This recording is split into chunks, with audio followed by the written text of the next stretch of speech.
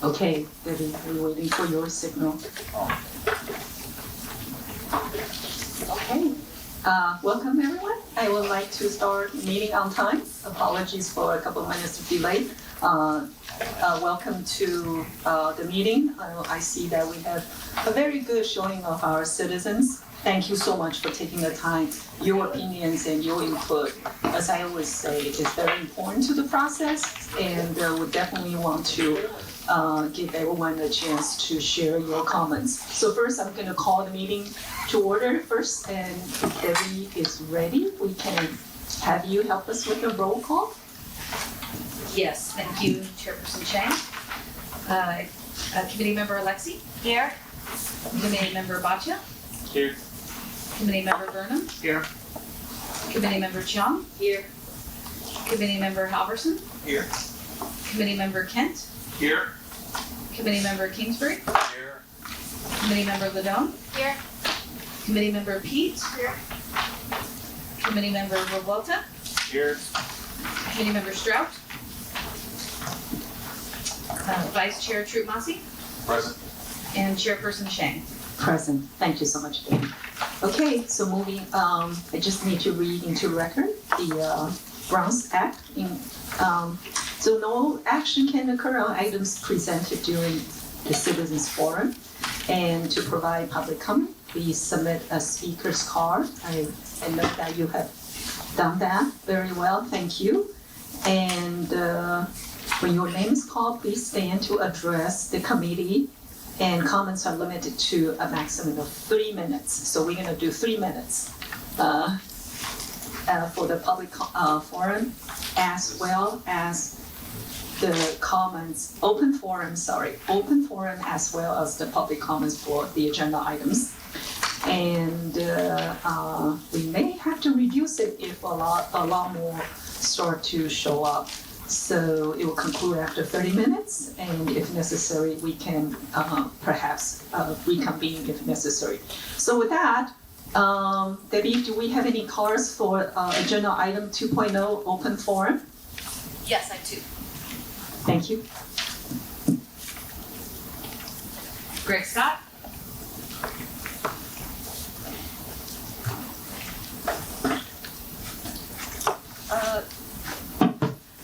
Before we actually start this, I just want to remind everyone who submitted a card that we have agenda items specifically to address all the focus areas. So during the open forum, please feel free to cover comments you have. But if the comments are specific to the focus areas, I encourage you to wait for the agenda item time to talk about anything related to the focus areas. So if you want to change your mind in terms of which agenda item you would like to present your comments, this is the time to do it. I'll do it to the focus area. David Farley?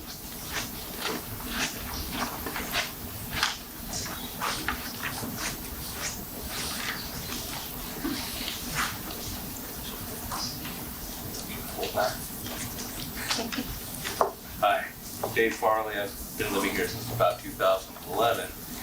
And I don't think my comments are specific to any individual topic item here, but I think they're more broadly, so I thought I'd take it at open forum. So I submitted a letter to the Independent last week. You may have read it. It was titled Empty Nester Housing Instead. You may have seen that. And I got some positive feedback from those very people. So I thought it might be worthwhile to bring it to your attention if you haven't read that article. So basically, I have a lot of colleagues and friends who are in the 55 plus category, including myself, barely. And a lot of them are in houses that are too big, that they really would like to downsize, but they're kind of stuck. They're not sure what to do about that. And from my data that I looked at from the Chamber of Commerce, as well as from the consultant's report, it seems to be about 5,000 to 6,000 such homes where you have somebody who's an empty nester. It's a big house and it's just 1 or 2 people living there, and they love to downsize, but they're having a tough time figuring out how to do that. So my colleagues and friends, they travel the country, they go to Santa Fe, they go to South Carolina, they tour around looking for somewhere to go, and they come back here and say, well, it's just too hot, it's too far from the kids, there's a reason why they don't want to move out of Livermore. But then they say, we don't really have many options here in Livermore either, they have to live somewhere. So an idea would be, instead of maybe building houses as currently conceived, what if we built houses that were sort of 55 and up friendly? I'm not saying assisted living necessarily, but pickleball courts, single family homes, and so on. From the numbers, there's about 5,000 to 6,000 such homes in Livermore where there's an empty nester living there. If even half of those people were to take such a option here in Livermore, that would satisfy all of the housing element for the non-low income mandate. Also, those houses are now emptied and open and available for new families to move in. And if these houses are a bit older, they might hire contractors who are local to help update those homes. So to me, this seems like a good option to consider. The amenities might be different. It might not be so important to be near a train stop, for example, but it might be important to build medical facilities nearby, or maybe some pickleball fields or something like that. So I just wanted to bring to your attention of maybe an alternative and beyond what you've thought of so far. Thank you.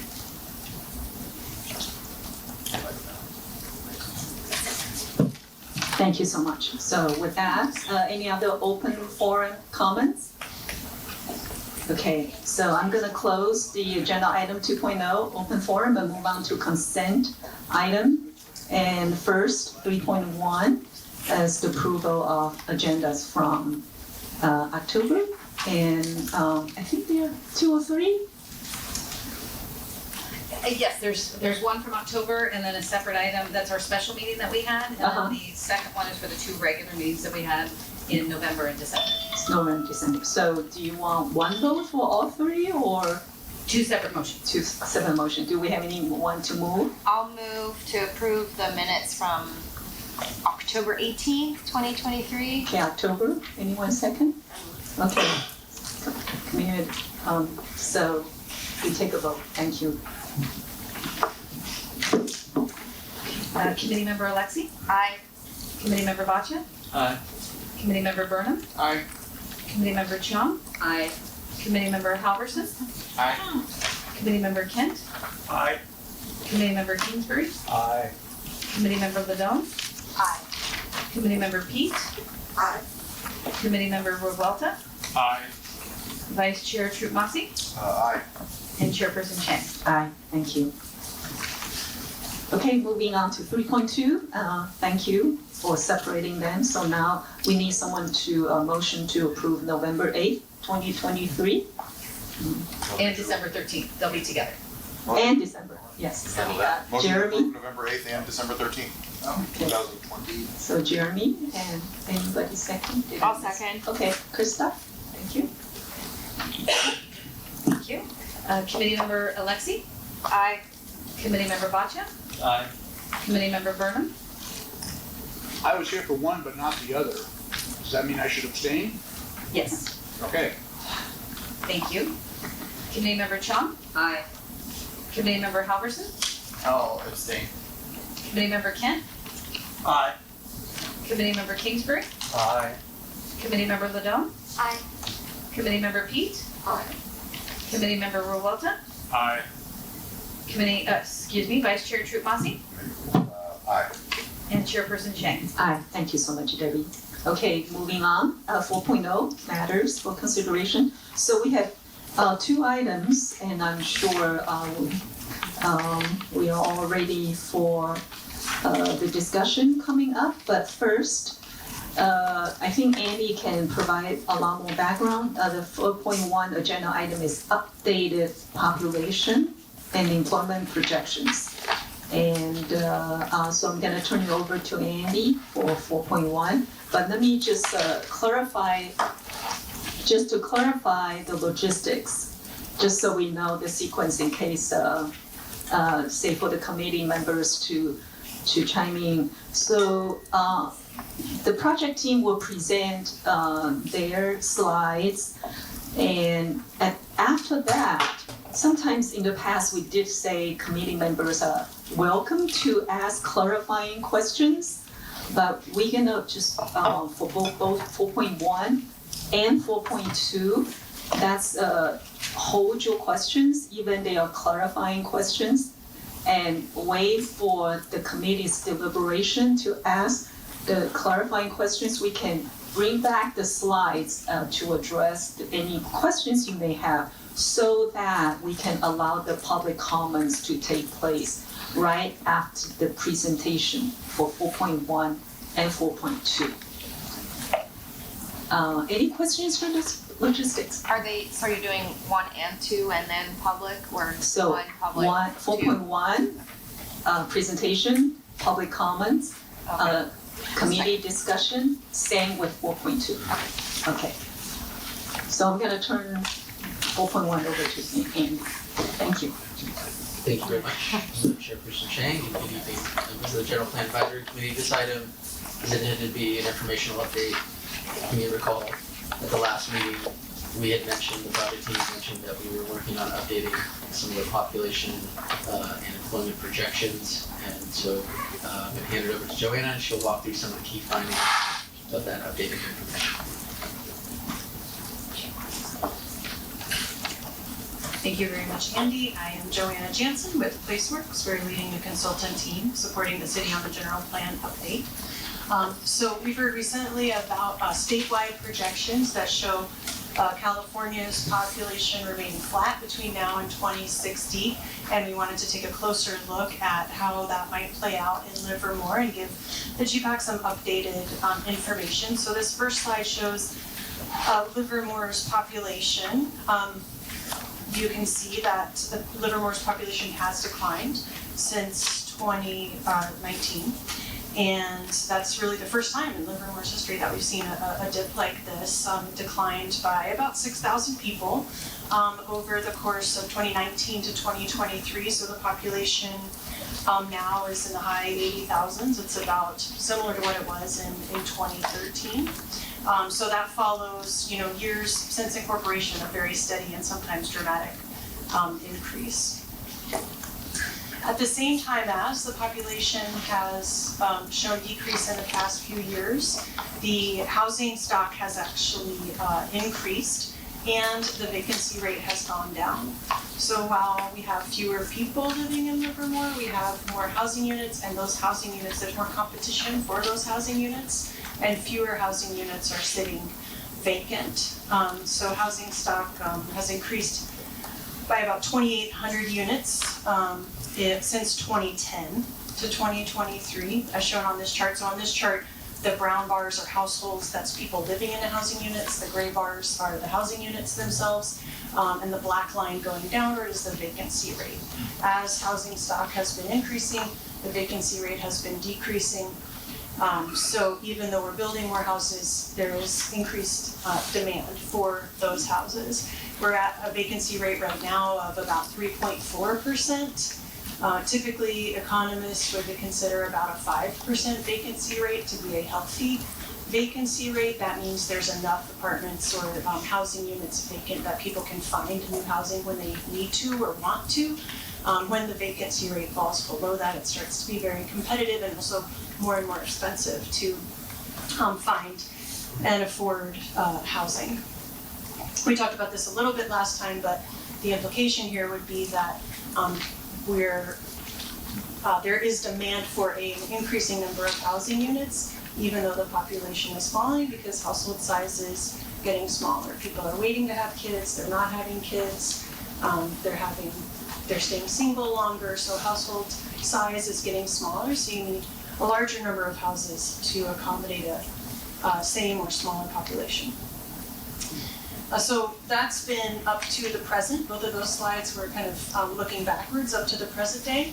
And now we're going to look at projected population growth. So, it's pretty hard to tell right now. We have about 4 years of data. We don't know whether the little downward curve you saw at the end of that first line graph is a trend or a blip, or it's hard to say. And what we see when we look at different sources of projections is a pretty wide spread. So you can see how On the other side of the dotted line that represents 2024, we've got, the dashed line rather, we've got several dotted lines kind of spraying out in a high, medium, and low. So there's a lot of different projections about what's gonna happen. I wanna just highlight that this is a projection for Alameda County. There's not really a source that does population projections on the city, individual city level. So Alameda County is kind of as close as we can get. I also want to point out on this slide, it can be a little hard to discern numbers, but the second dotted line, they're the second tallest one, so there's a blue one that's kind of spaced out. The one right underneath that is a reddish color. That is the California Department of Finance projection for Alameda County. So while the Department of Finance does project a population increase and then decline for California statewide, Alameda County is one of the counties in California that's going to increase. So some counties in California will decrease over that period. Alameda County right now is one that California Department of Finance projects will increase. But again, there's other state sources. The lowest bar, the lowest dotted line here is Caltrans. They're showing a population decline. Other sources, including private sources, show more of kind of a flat line. So some projected growth. It's pretty hard to be sure. However, one thing where there is a little bit more consensus in the professional sources is for job growth. Again, these are numbers for Alameda County. So across all of the different sources that we consulted, it shows that historic job growth in Livermore in Alameda County is projected to continue. And that the region's economy is expected to remain strong here in Alameda County. So that's good news for some reasons. It would be the kind of factor that we would expect to continue to put upward pressure on things like housing prices and demand for housing as people continue to want to live close to job centers and jobs in Alameda County. So all of this is in greater detail in your staff report, but we wanted to share some highlights as part of this presentation. So we're gonna reverse what's on the screen. Okay, so Debbie, at this point, again, we have two public comments periods, one for 4.1 and one for 4.2. If you have any specific comments related to 4.1, this is when Debbie is gonna call your name. Thank you for your help, Debbie. Great. Scott?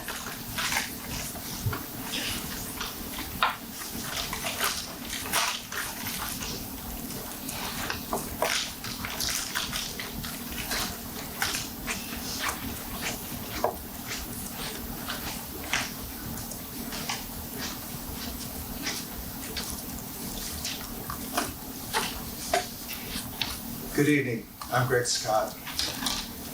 How do you have any kind of employment assessment unless you have a considerable artificial intelligence technology assessment?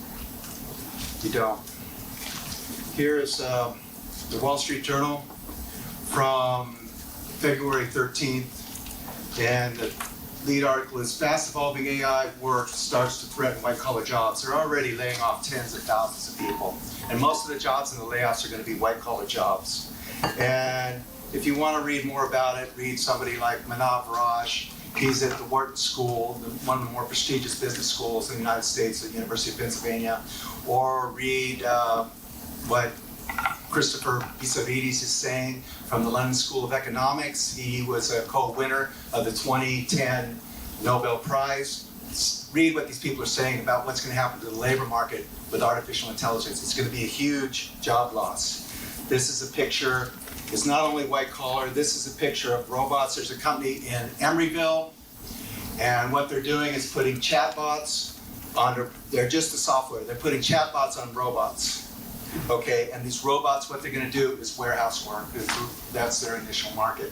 So the technology is moving very, very fast. And so you might say, well, there's a lot of hype with artificial intelligence technology, a lot about it. And I tell you, the hype is not with the technology. The hype is monetizing that technology. The technology is moving very, very fast, extremely fast. Two terms I'd love for you to learn tonight.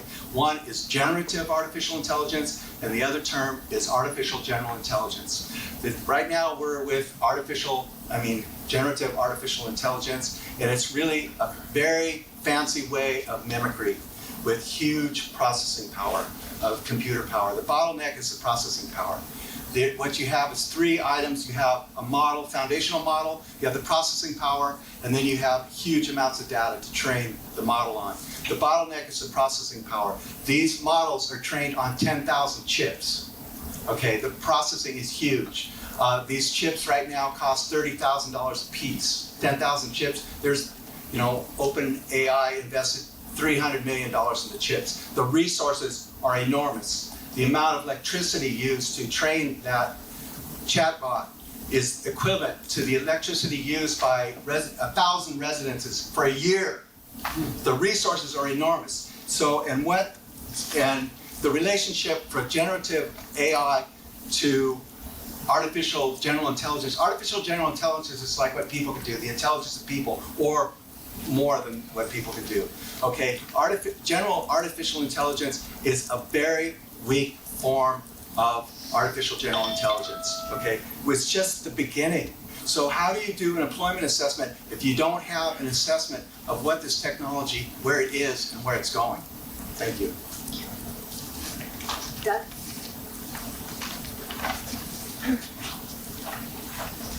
Good evening.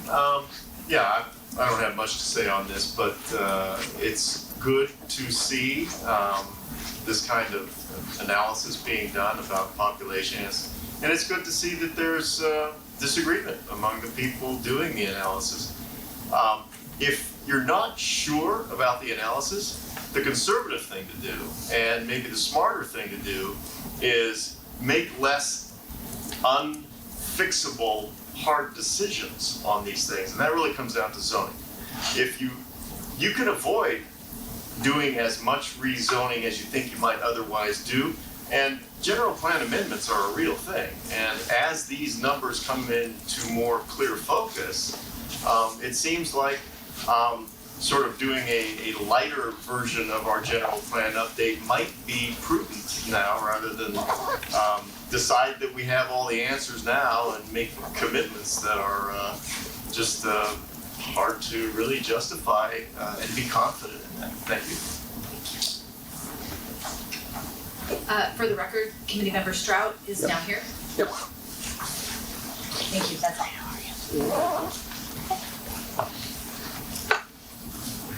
Thank you so much, Debbie. So this is time for item 4.1.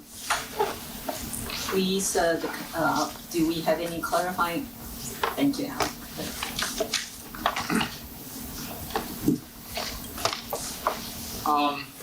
On figure 7, you have the household size, and I presume that that's determined by essentially the number of units in the population.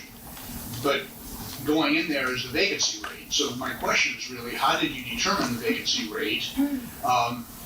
Just because something is not on the market doesn't mean that it's vacant. In other words, you can have an empty house just because a person decides not to rent or occupy it. That's my first question. I have a second question. You want to answer that first, or? The question is about the relationship between household size and vacancy rate? Well, so the question is, how do you determine the vacancy rate? Because the derivative number of the household is presumably related to the vacancy rate, but just because it's not on the market doesn't mean it's not vacant. Yeah, the report that you have is prepared by EPS. There are economists. They've made a couple of presentations to the GPAC. And so EPS, as economists, have access to both public and private data sources that went into most of the different figures that are in this report. So I don't know the specific data sources that they used for each figure that's in the report, but I'd be happy to. It's very loud, sorry, Joanna. I think I want to understand your question though. If a house is vacant but not available, then the vacancy rate for the purpose of housing demand is still the same. So you could have a vacant house, that vacant house is not available to a home seeker. And so I think the purpose of, just like when we look at commercial vacancy rates, it's the availability of the space, because the overarching intent of that statistic is how many people are looking for this, how much of it is available. Yes, okay, it's really an availability. It's an availability rate more so than a true vacancy rate. That's a good clarifying point. Thanks. Yeah, okay. My second question is about figure 9, and I'm confused about how there could be such a large discrepancy between the blue dots and the other in terms of the number of employment estimates. That job shouldn't be that hard to count. I think it's not so surprising for us to see such a spread in the different data sources. I think one thing that makes the woods and pool data that you're looking at also offset is that they're starting from a higher baseline for Alameda County employment. So to me, I think there's just a different methodology choice that they've made about how and where they count jobs. So they're starting higher. They're kind of on actually a similar trajectory, just that they're starting from a higher baseline than the other sources. Yeah, I wasn't referring to the extrapolation. I'm referring to the vertical line today. They differ by 40%, and I can't imagine how you could get a 40% discrepancy in the number of jobs.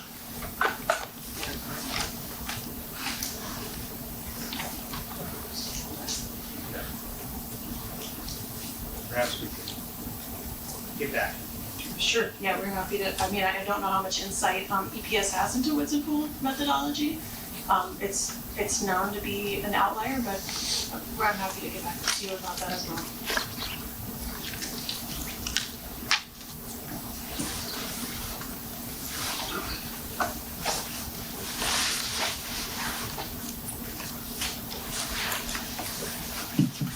Any other questions? Yeah. Should we take any of this? I mean, I guess it's not a rhetorical question, but how do we take this data?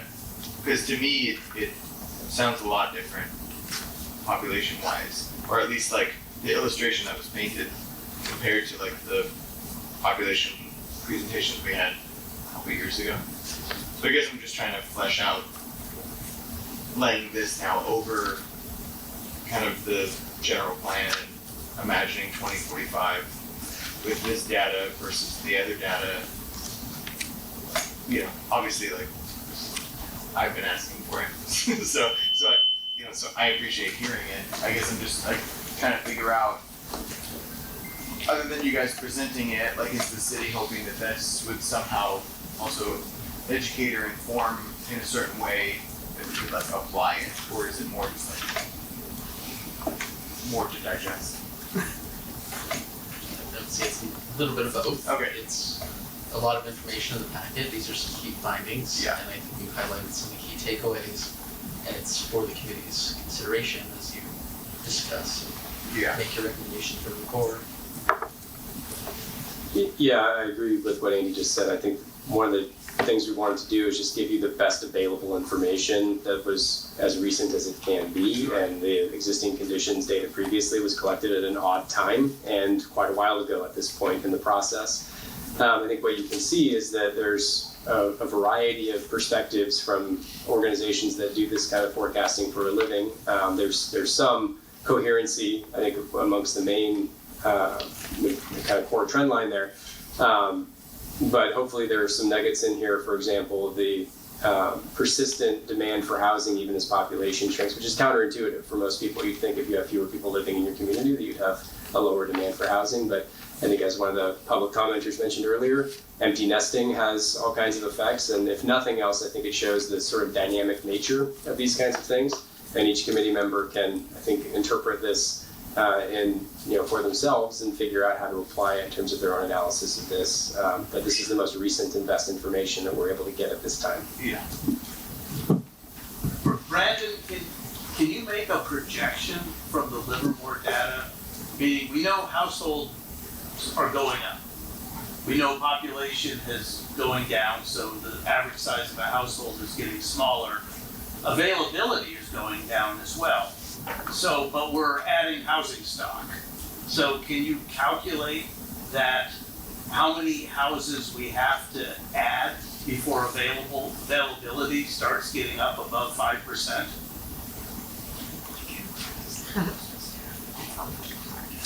Well, I certainly can't right now.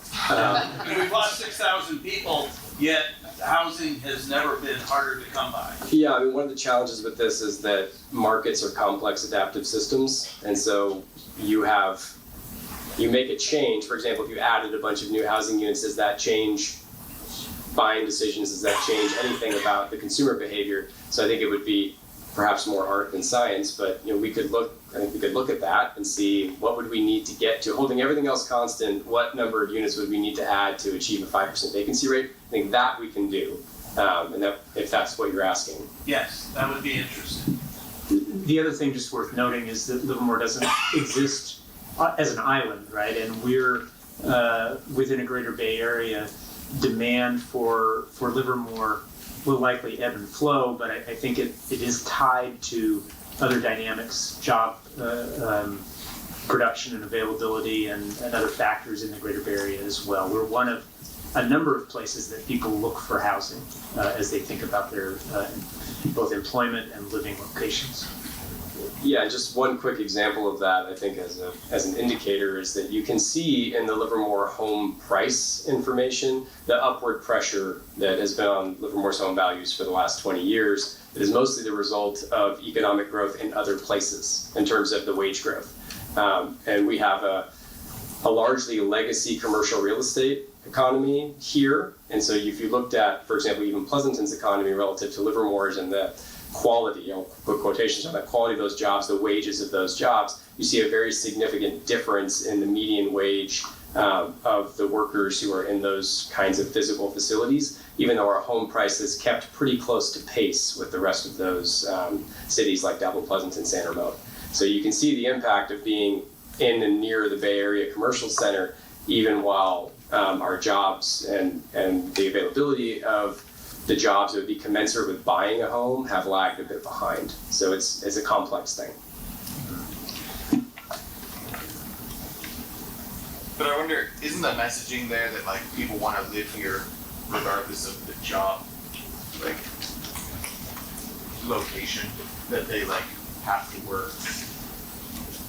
Like I guess I'm just thinking that like, well yeah, obviously like the housing demand is what it is here in Livermore because of like the demand for what Livermore is versus I've found like an affordable home that's like somewhat close to my job, like given the nature of like the Bay Area and even greater the mega region, quote unquote, I think, aren't we like seeing something like this?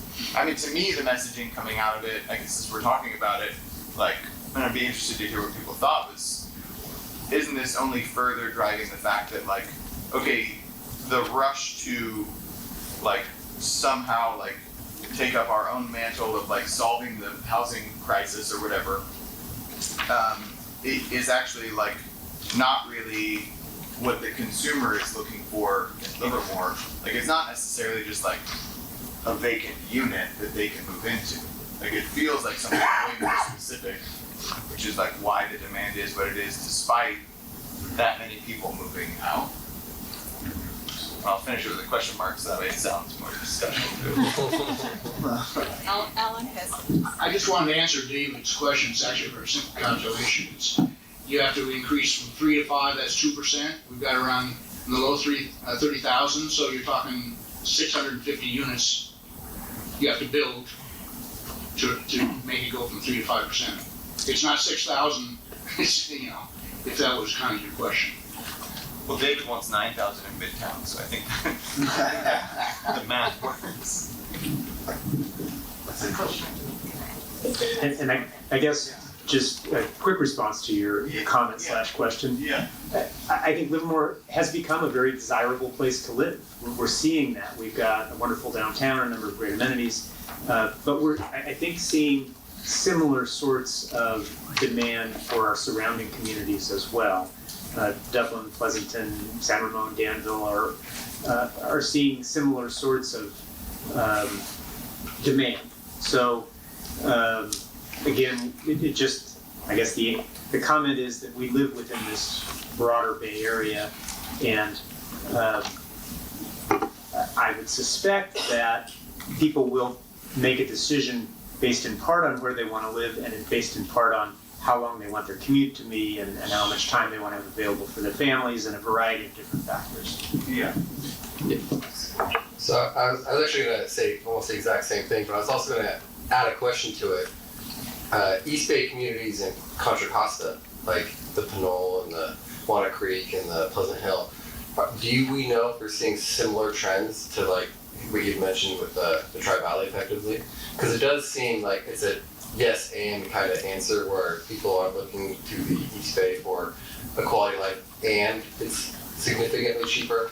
Because if you want like really great quality of life, you can live in Atherton, Menlo Park, all these other areas, but they can't afford to live there, so they're also looking out here for something that's comparable in terms of like, oh, like I can get 50% of the quality of life for 50% of the cost kind of thing, or vice versa. Not the exact numbers, but you see what the point I'm getting at.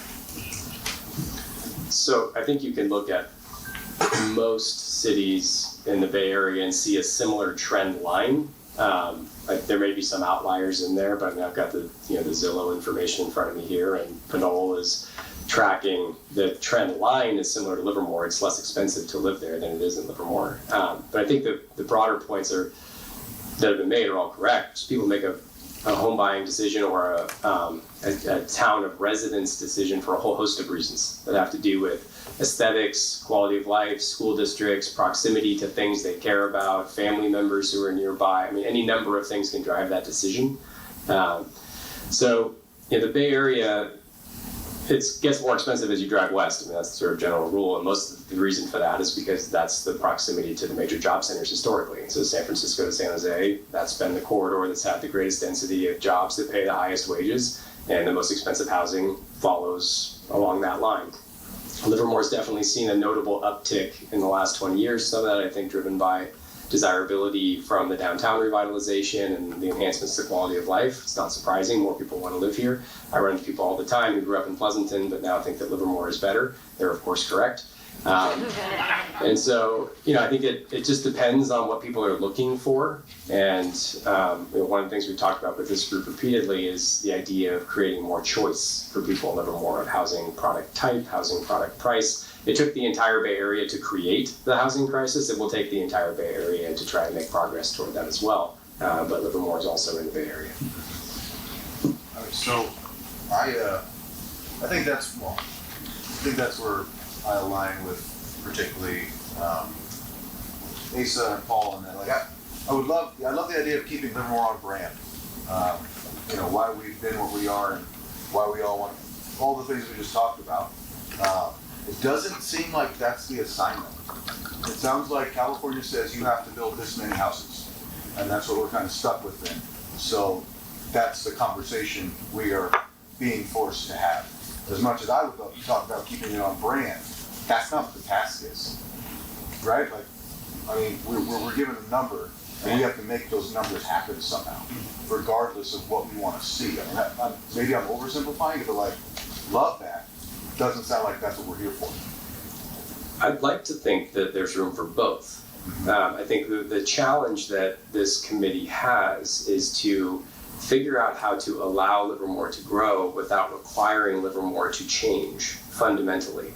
And that will mean that some parts of the community, like Midtown and Isabel before it, which is now underway, will likely look different in order to accommodate some of those things that we are by law required to do, which is plan for housing. There are other reasons to plan for housing besides RENA obligations. There's the cost of housing, there's introducing more choice, there's creating a pipeline for people to join the community who may not be able to afford the single family home that is currently occupied by an empty nester, because I know what the median home price of a 2,400 square foot home in Livermore is, and it's not attainable for many families. So there are a number of reasons to do that work, but you're absolutely right that a subset of the reasons why we're all here is to try and figure out how to achieve the state mandated requirements to plan for housing, but do it in a way that allows Livermore to still feel like Livermore to the greatest extent possible. There's some vision statement. And we have the vision statement that Paul told me I should mention. That's something to aspire. Right.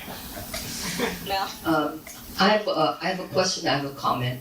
My question is, do we have a takeaway from the last RENA cycle or even the last general plan cycle that would continue to kind of set a pattern for what the numbers here are.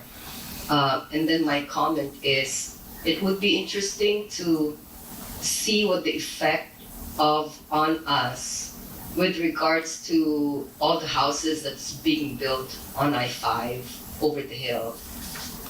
It's like it's really a mushroom. They're mushrooming. I just drove to LA a couple weeks ago, and from the month ago that I drove from to LA prior to that, it seemed like it's still multiplying so much. So that would be an interesting thing to see.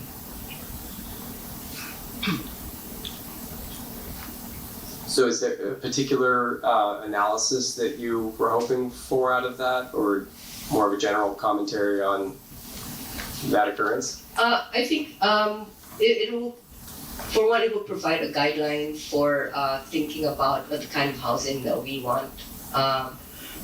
If we know what the takeaways are, is it the jobs? Is it because we have the space and the rest of the Bay Area is running out of space? And now over the hill, they have space, so the housing is being built there at this time. So just looking for direction. We can probably cobble together some of that information. So every year we do an annual progress report, reporting on the housing element and progress we've made as a city. And so we've been doing that since, I think, the last couple of cycles, going into their annual reports that can plot the trends of housing development. And then we can compare that with some of the population growth trends we just shared with you this evening. All right, thanks.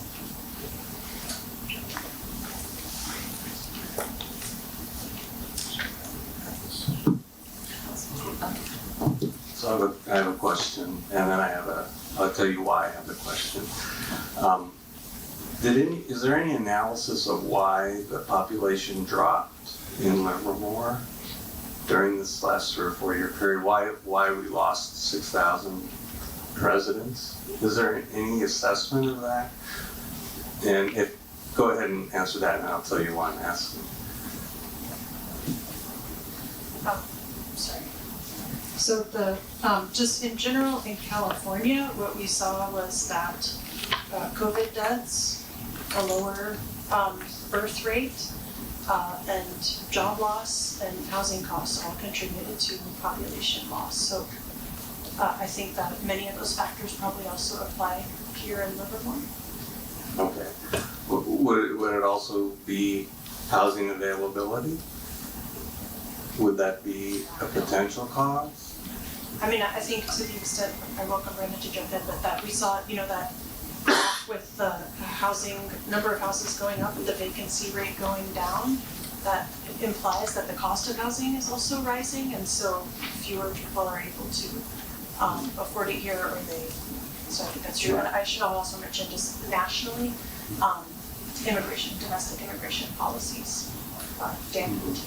So it's a complicated mix of factors, I guess. It is complicated, and you do start to move into the territory of drawing conclusions as opposed to relying on explicit fact. But I think I agree with Joanna that the convergence of that population loss with the increased demand for housing does seem to indicate that we have just fewer people living in the homes that are there, which could be a result of a number of things, but I think following the trend line of the sort of general California exodus that was going on, that's likely a strong contributor. And most of the people who left either left for, I'll call them lifestyle reasons during COVID. They wanted to live a different way than was available to them in the Bay Area, or it was future of work changes, or housing costs and other things, or some combination of those factors. Okay.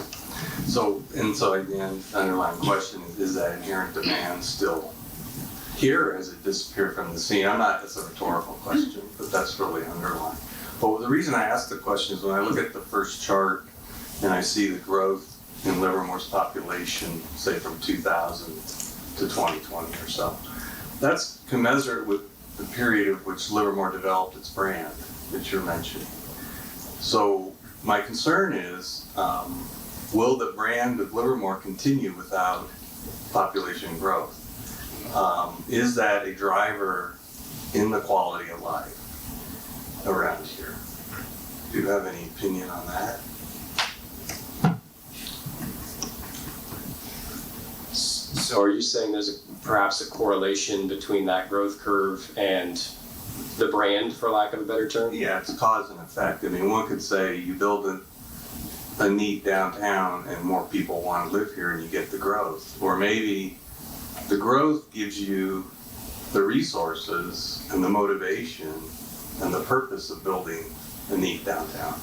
Yeah, I think there is a fundamental dynamic there where when you create the beginnings of a more desirable community and you start attracting people to live in that community who have lots of choices, usually that also means they have a fairly high disposable income and they can spend more money in your community, and that creates more opportunities for entrepreneurship. I've said many times in many places that the Livermore that I grew up in did not have $7 lattes and $10 loaves of sourdough bread, and I think a lot of that has come from the type of people who have decided to move here and decided to visit into downtown around that. So you can get more investment into your community, more wealth in your community through residential growth and tourism growth, and probably both is the right mix in there. So I think you're right that adding more people into a market creates more market opportunities, and then you have to decide what you want those market opportunities to be focused on, whether that's local, independent, more artisanal types of things, or more chains, and we do some things behind the scenes on the policy side to try and make decisions that the community will value. Yeah. So that's my concern is if population declines or if we don't accommodate population growth, we might lose a little bit of our luster. Yeah, I think that's a good call out, because it's one thing to understand too, like things like downtown, these are amenities, and we didn't get the redesign of our downtown until we were like 80,000 people, and it effectively runs at an operation at a loss for the city, and so you do need to maintain a tax base in order to maintain those kind of amenities, and if your tax base begins to fall via lower property value as sales, houses exchange hands, or people just leave and you start collecting less in sales tax, then you're not going to be able to maintain that kind of standard. So that's one thing to consider, because you have cities like Dublin, they were really small, they built a ton of housing, but now they have a larger tax base than what they used to do. Now they're able to reinvest all that back into their city, and like their schools have 3D printers and stuff like that. I didn't even, we had like some janky iMacs at LHS when I was growing up. And so now they're like fully funded with a lot of extra stuff because they've been able to grow and maintain that tax base going forward with all their growth they've had. I don't think, but the population increasing, there's like zero threat as far as like the tax base and everything for the city. I mean, taking that much of a hit that suddenly the city can't do anything. We're nowhere near. Like that's not a thing as far as. Well, like the city isn't fully funded today. Well, I mean, like we have a backlog of like just general street repairs and whatnot. Like I don't know the exact number, but it's astronomically high. And you start saying, oh, it's only 2% here, 2% there. It's okay. Well, let's find somewhere else where 2% gets cut, and you're going to take 2% from roads that are like desperately needed to be repaired. 2% from waste management, which I know is a very hot button issue, because when you take money from waste management, you have to raise fees from the people who are still here to maintain the existing services. So it's stuff like that, where if you're able to spread the services and the cost of those services across a broader population, you can actually maintain them better. Because if our population shrunk, our waste management facility is not going to shrink. It's going to stay that same size. Like it's going to still process the same amount of, stuff a day to a degree, like in terms of operating costs, and it still needs to be funded. So we'll have to pay a little bit more to maintain it, or start shutting things down. So if I may, does any semblance of this conversation become more relevant once we get to 4.2? I mean, it sounds like we're talking, population, we're talking about potentially really big housing, like, you know, so a level we're going, but like, is it better spent on the next, Yeah. on the next point? That's think about that, and also think about not just housing, but really other factors to maintain a thriving community and its vitality, its employment. So that's why we got the updated data, and we haven't really talked about employment job ratio and quality of the ratio, which is job housing match. So I just want to really give credit to the team that they updated and included table A7 and A6, or A6 and A7 in terms of regional employment counts. We haven't really talked about the fact that between 2018 and 2021, we lost jobs, and we lost over say 9 years, we lost more than 1,000 jobs on an annual basis, so minus 0.4%. And so please note that as we come back to the focus area discussion. So I personally would like to maybe spend a little bit more time to talk about the job housing ratio. With that, any specific questions about the data updates itself from the committee? Okay, Krista. I was just wondering if there was like an, because I got fixated for some reason on the age distribution graph, because I'm just thinking we're talking about 20 years in the future, and not to sound morbid, but the people that are of retirement age currently are most likely not going to be here at the end of this, and then the biggest. I'm just being honest. I'll give I you a work in finger health and parents. you. It happens. And then the biggest age group is like my age group, and we're going to be like retiring. So I guess, is there like a projection on whether or not this kind of age group is going to be consistent, or is it going to change? I see what you're saying, yeah. Because of baby boomers, you get. I think similar to the questions when we talked about the population decline, there are a lot of different factors that go into these age distribution bars, right? So we know that in California and the Bay Area, there's a decreasing birth rate. So, you know, those bars at the far left with the under 5 years and the 5 to 9, those might still be small or even smaller than they are right now. And we've talked before in this group about how, you know, you're kind of 20 to 24 years, that's kind of a little dip where people go off to college, and we don't necessarily have as much of that type of population in Livermore as other communities might. And then there's kind of a rebound in the midlife years, and those are strongly represented here, although less so. Livermore has a little bit less of the 25-year-olds and 35-year-olds than Alameda County does.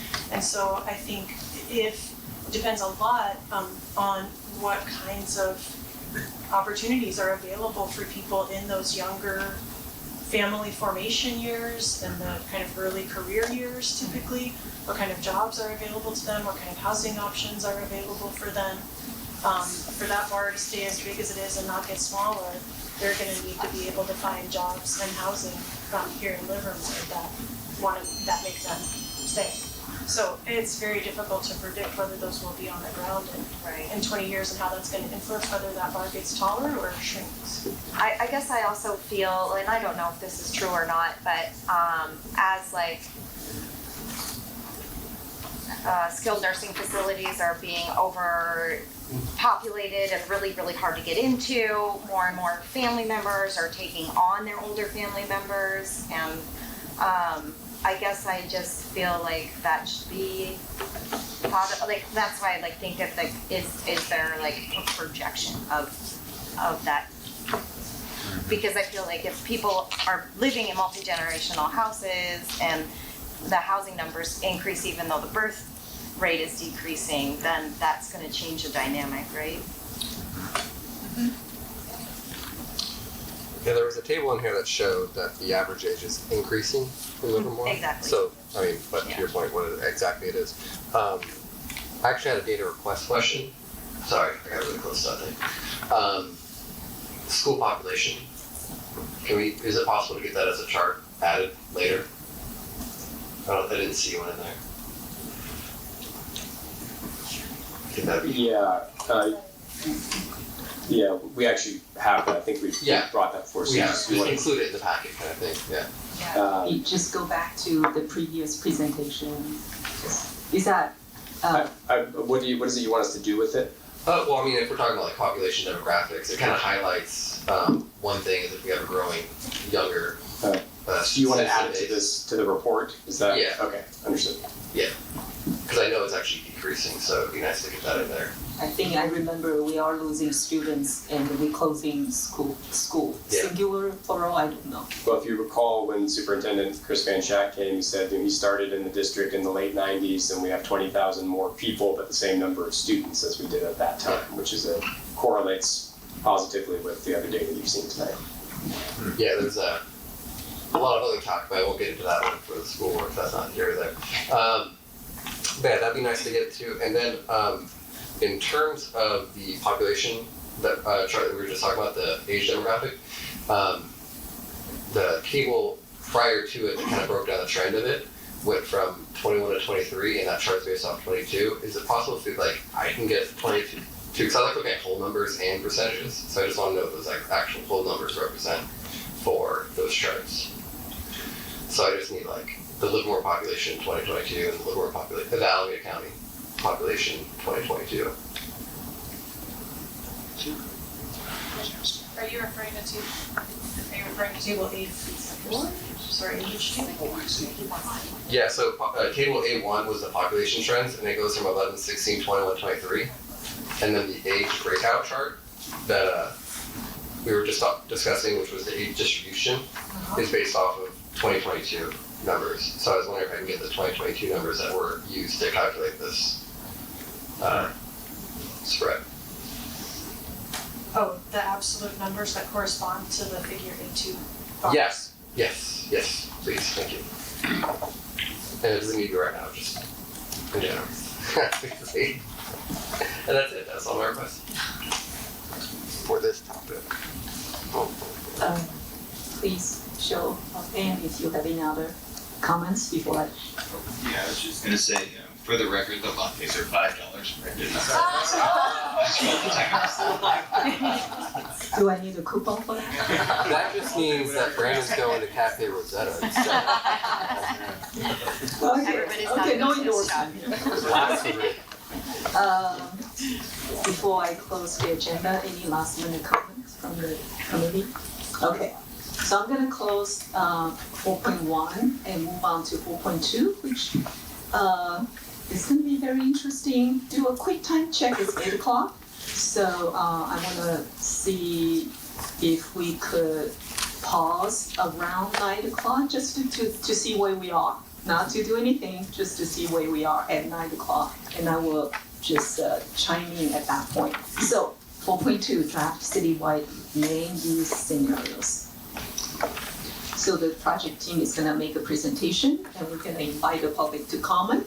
Then the committee will come back for clarifying questions and deliberation. Here we go.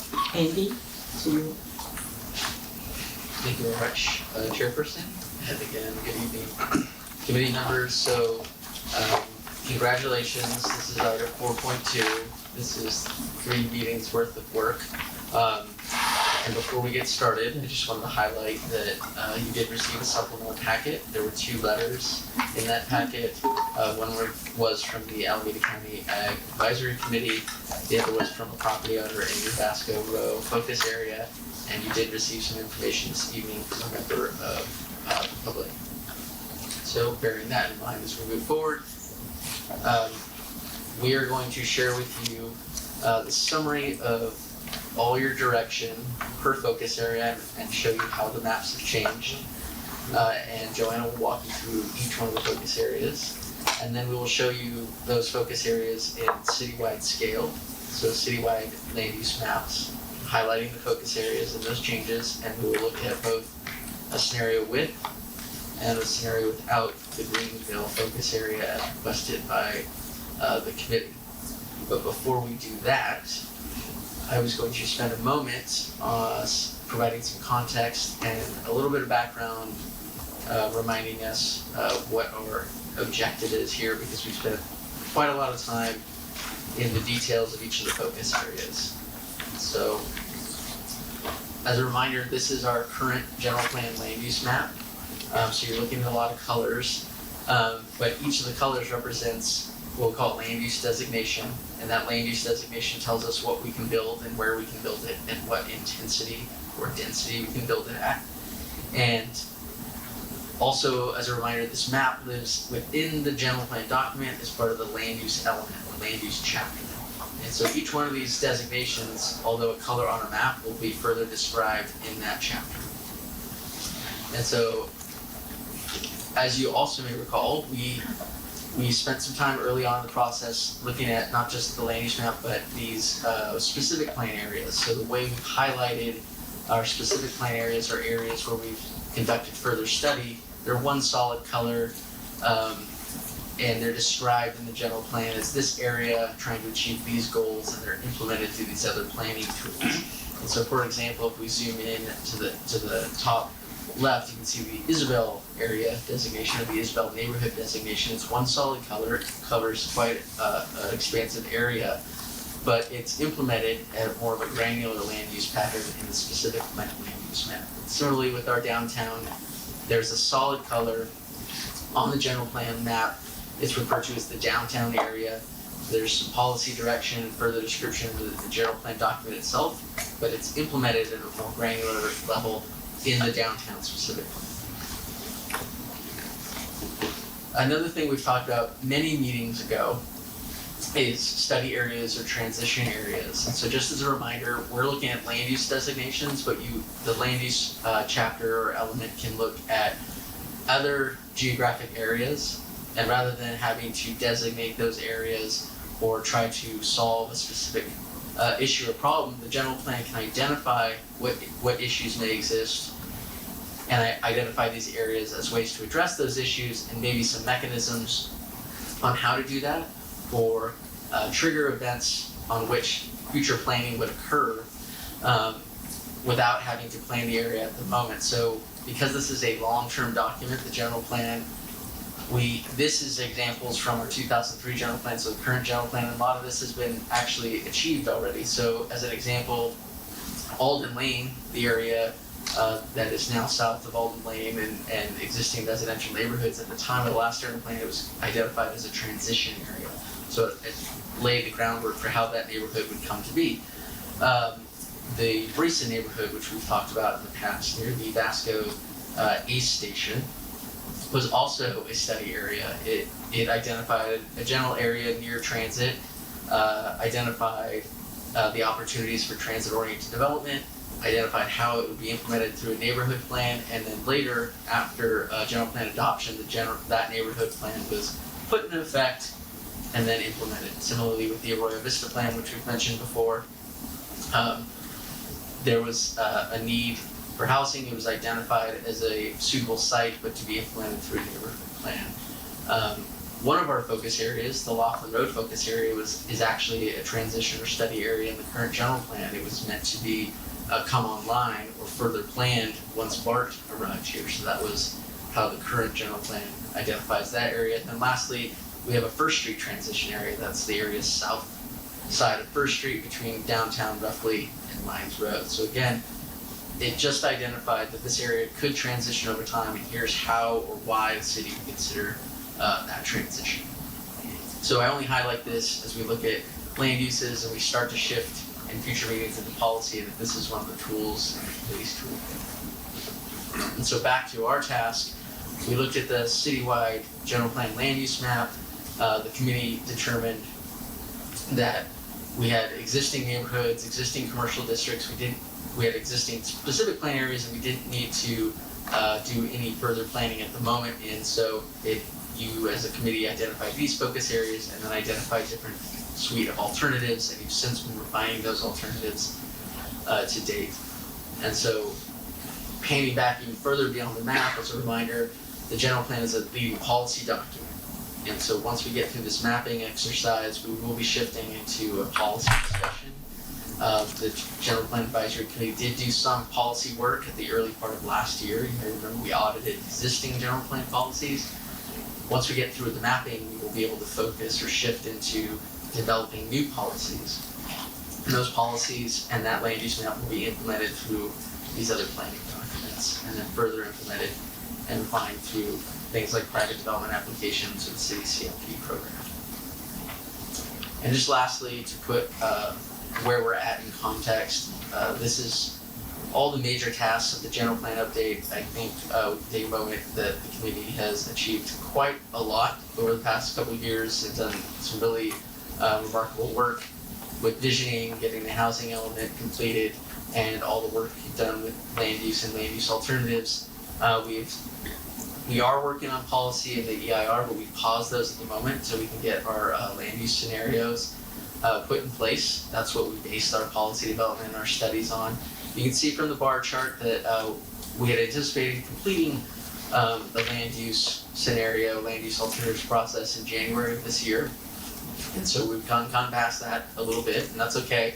We'll have to shift some of our other elements further out. And so while we anticipated a adoption date of around March or spring of 2025, that may be more like summer of 2025 at this point. And so we'll update this for a future meeting. But all these elements are going to get put together in that larger comprehensive policy document called the General Plan. So with that context, I'm going to hand it over to Joanna. She's going to walk through each one of the focus areas, and the intent is to highlight the committee's direction back to you all, show you how that's been implemented or how the maps have changed to reflect that direction. And we'll get through all those, plus the citywide alternatives, citywide scenarios, and then it'll be available for any questions from the back end. So, Joanna. Thank you, Andy. We are going to start by looking at Vasco Row. You remember our three Vasco Row alternatives, all of which have a different kind of vision of how to create a visitor destination and some maker spaces.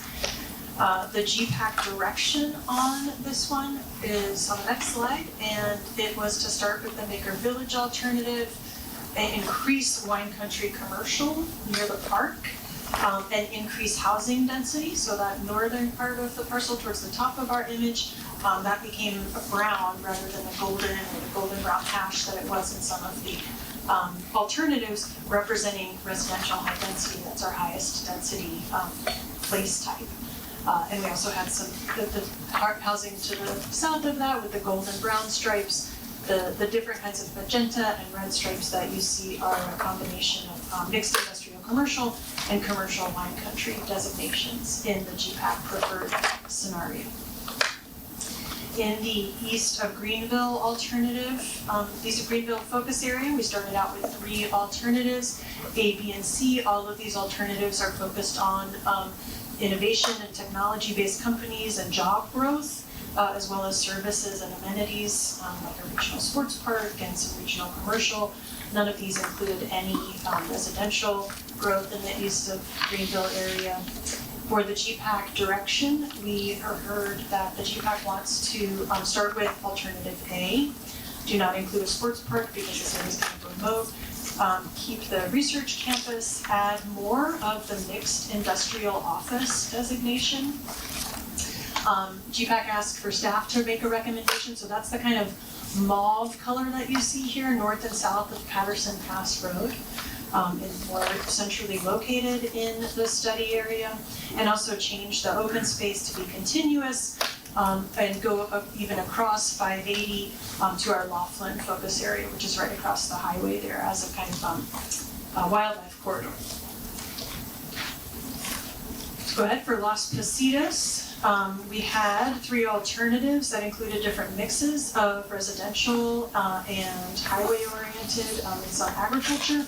Ultimately, after considering this, the GPAC decided not to make any changes in Las Positas and that we should drop it as a focus area. For Laughlin Road, our alternatives all included significant amounts of open space in the northern part of the focus area and in different combinations of residential, commercial, and industrial, closer to North Front Road and 580. And the GPAC direction was to kind of craft an alternative in this left-hand part of the focus area that has industrial uses kind of as a buffer along 580 with a green belt behind, and then residential medium high density around a park. That pink square is some commercial use that would serve the new and potentially existing homes. And then moving to the east or to the right, the red and pink stripes are mixed industrial commercial area closer to the freeway and the truck way station. One thing I just want to point out here is that there's a mapping error where this brown little rhomboid should be a purple color instead.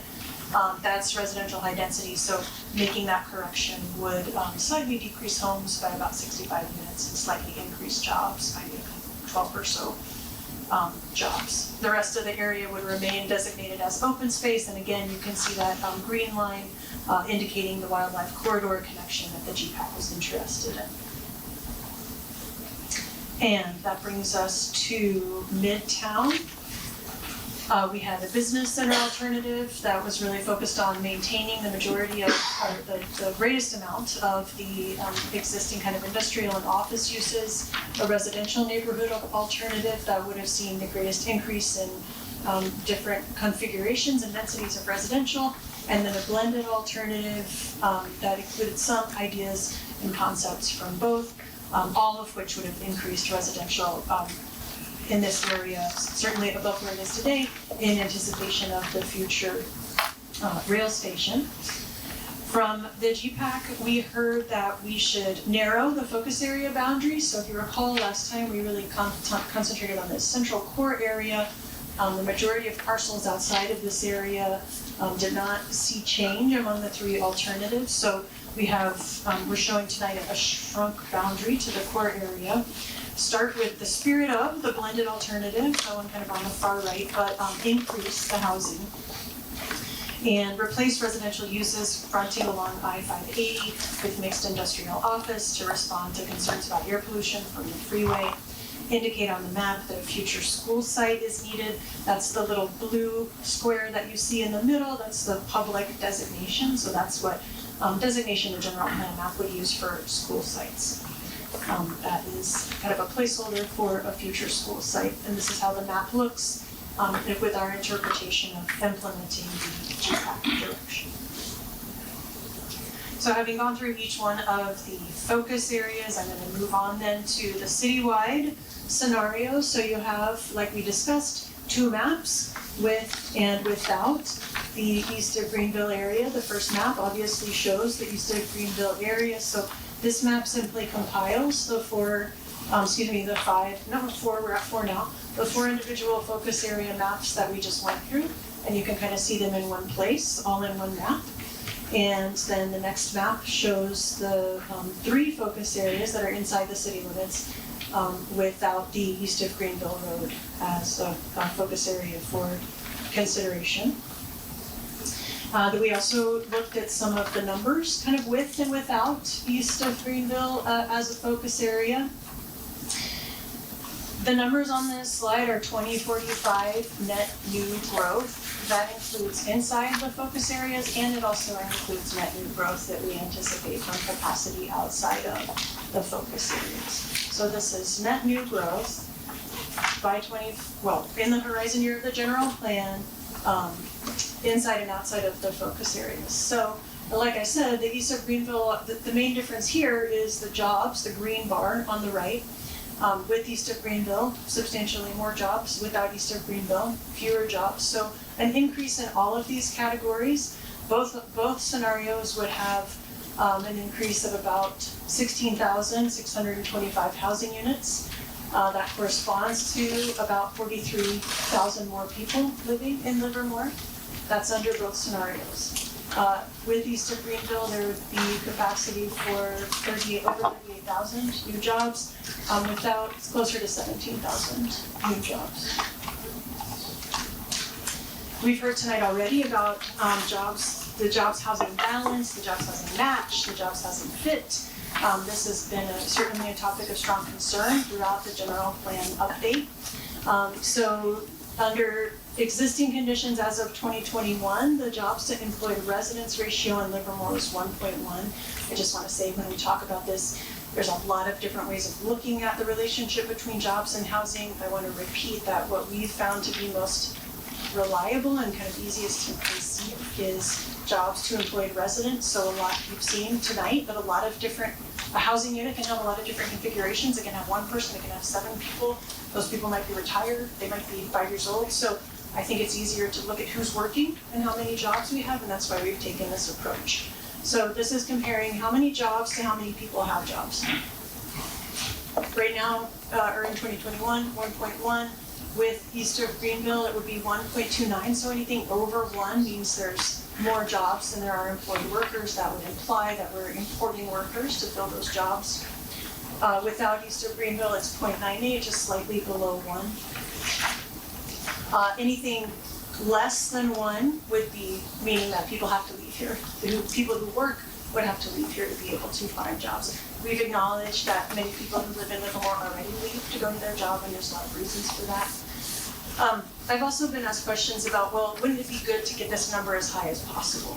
And so I just wanted to mention another experience that I had on a different general plan in Palo Alto. At the time that I was working there, their jobs, this number for them was over 3, and they believed life to be unlivable in Palo Alto. They could not back out of their driveway between the hours of 3:30 and 6:30 p.m. because there was bumper-to-bumper traffic on every residential street just trying to get to the freeway and get out of town. So it was, the higher is not always better when it comes to this number, and it's why we talk and think a lot about finding a balance. Conversely, if you got this number really low, that implies you're kind of a bedroom community, places like Oakley, maybe places like Moraga, Orinda, much more housing than jobs, people have to leave to get to work. And then, of course, we've talked again tonight about the ability to meet future RENA cycles. And it's something that we care about and we think about. It's, as Brandon said tonight, it's not the only factor in the decision making, but it is something we want to be cognizant of. The preferred land use scenario based on the GPAC's direction so far does appear that it would have sufficient housing sites for the 6th, 7th, and 8th housing element cycles that are going to be covered within the horizon of this general plan, and somewhat of a buffer, which is something that the state wants to see.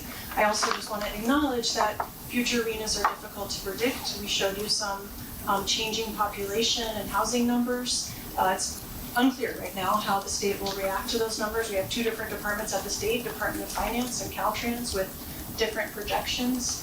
So the implications of those changing data numbers for the RENA process is unclear, and we really don't have a lot of indication from the state at this point about how that might play out 5 years from now, 10 years from now, 15 years from now.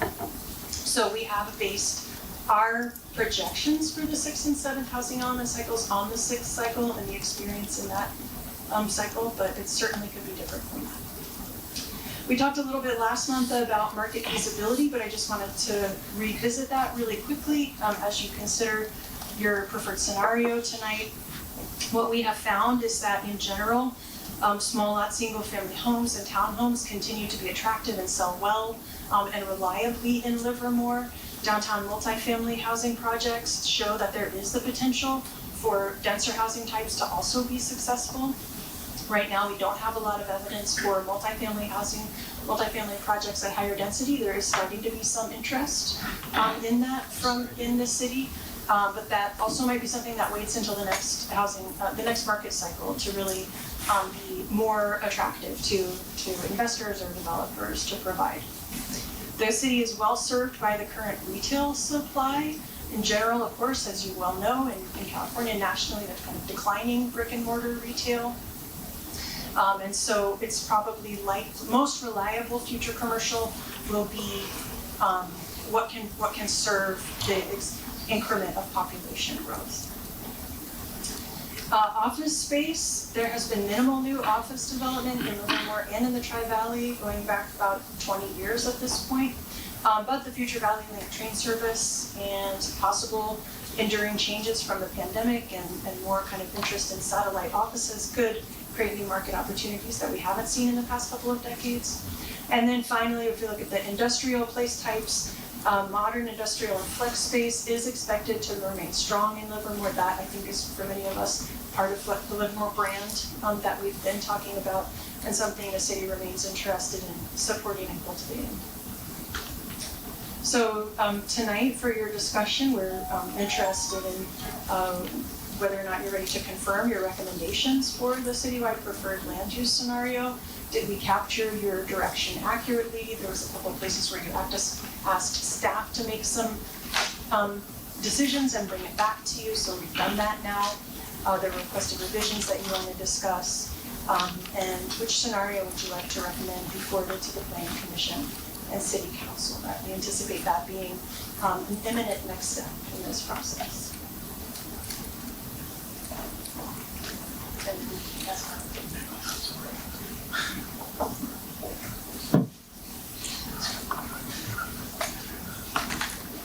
Okay, so thank you so much, Joanna. So we're gonna need Debbie's help with the public comments, and 3 minutes each, and we'll do a time check at 9 o'clock.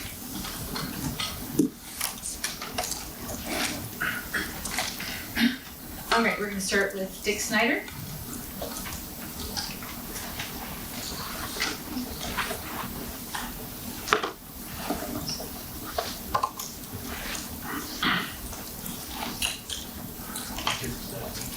Can I speak loud? Sure.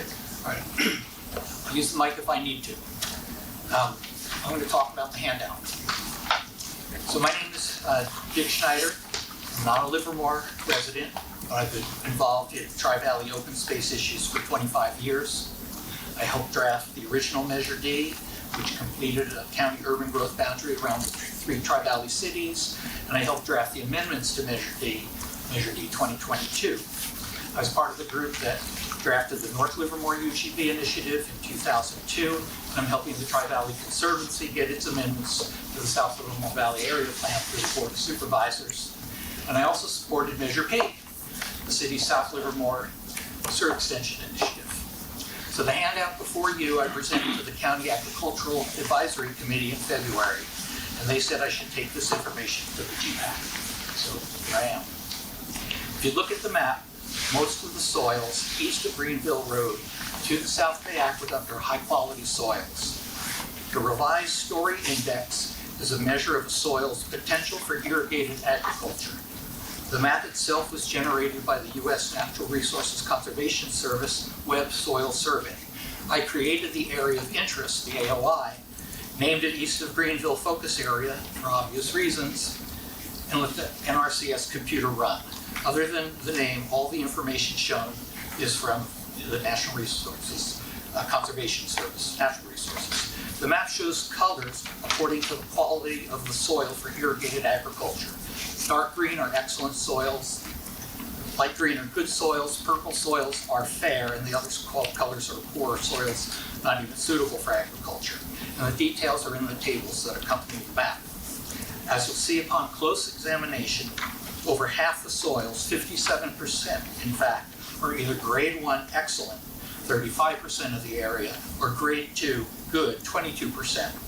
If you add in the grade 3 fair soils, 23%, which are still in the top half of the 6 grades, it brings the total up to 80% of the focus area that is well suited for irrigated agriculture. Now, some of the areas are already developed and won't ever be cultivated, like the electrical substation that serves the lab at the Department of Water Resources Patterson Reservoir and Treatment Facility, but at least 50% of the lands east of Greenville Focus Area are quality soils that could be farmed. In fact, some are now. Moreover, as you well know, the canal runs along the eastern edge of the area. Zone 7 acknowledges that one more turnout on the canal is available. And the last side of the handout shows that there would be sufficient agricultural water available to irrigate this area in most years. In fact, the South Livermore Valley Area Plan boundary could be extended under Measure D by 1 mile north from East Avenue to Patterson Pass Road, thereby allowing most of the grade 1 soils in the focus area to help attain the plan's goal of 5,000 acres of cultivated agriculture. In short, this is high-quality agricultural land that should be conserved, not urbanized. Once developed, it will never be agricultural land again, similar to what's happened with most of the best soils in the Tri-Valley. Thank you. Paula Peterson?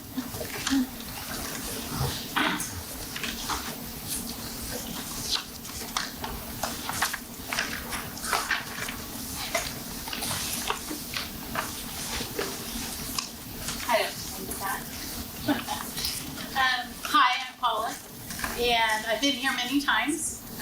Thank you for taking the Greenville part out and showing that what we can accomplish, we don't need that. The differences between the two was 22,000 jobs. But as we've all talked, we can't guarantee that we're going to have those 22,000 jobs if we were to go with that, the urban growth. And somebody was asking about, what happened to a lot of the people? A lot of the people have moved out of California and they're working from home, but still getting California wages. So that is a lot of where some of our movement is going. And so I just want to make sure that we think about that. And then the other thing too is businesses today in California, in Livermore, can't afford the rents. So if you're going to be adding more industrial buildings, then people can't afford them. And so that's why you're losing businesses coming out of Livermore. The other thing too is to buy a house in Livermore today, you have to have 2 incomes at least $150,000 each. There's many people that individuals that are in your age group will not be able to afford a house in Livermore if we continue to have the prices of the houses go up. And we can't control that because right now, like a 900 square foot home is costing like $800,000 and the banks are charging 8%. So you're getting a $3,000 or $4,000 house payment because the banks are, kind of driving it as well. So I strongly feel that we still need to keep the urban growth out of this. Go without the urban growth. We need to look at where people are living today and how they're leaving, because you're not going to get them back, and a lot more are going to be leaving along with it. Because for one, the state of California in a whole, the things that it's doing, and the restrictions it's putting on the people, people don't like it, and so they're leaving. And with the city of Livermore, for a fact, we all know that it's still a cow town, as we indicated several months ago. So, a lot of those individuals still want to keep it a cow town. So, thank you. Doris, Ryan?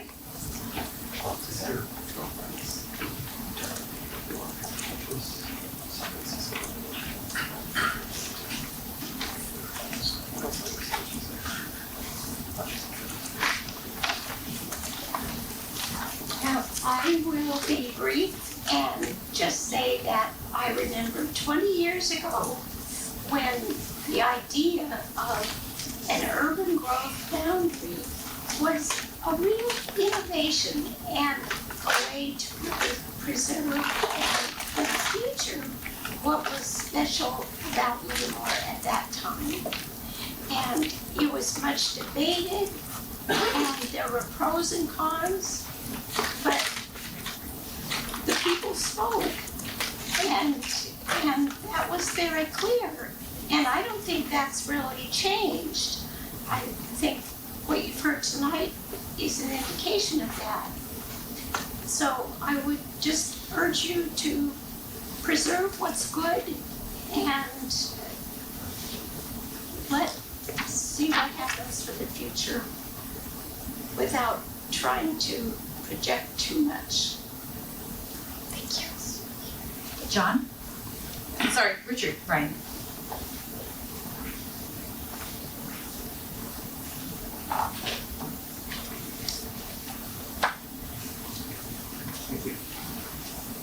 Yes, I'm Richard Ryan. I have the pleasure to say that I've lived in this area for almost 60 years, and I really enjoyed living here all that time and hope to see it preserved into the future. I will keep my comments brief because I know that you understand the jobs, housing ratios and the population growth better than I, so I'll just skip that. Just say that I wish to emphasize that the quality of life we enjoy at present in our fair city, I wish to extend it into the future. In the bad old days before the urban growth boundary existed, there was the constant threat that the Livermore Valley would become another San Fernando Valley, similar to, which is northwest of downtown Los Angeles. I watched that grow from a rich agricultural zone into urban sprawl, and I would hate to see that happen here. So, please maintain the blessings we enjoy by recommending maintenance of the present urban growth boundary for Greenville Road. I recommend that the staff alternative B be adopted. Thank you.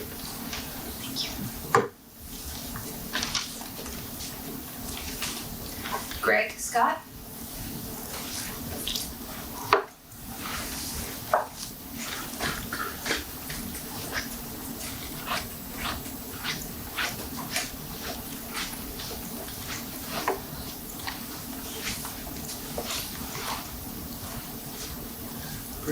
Greg Scott, excuse me.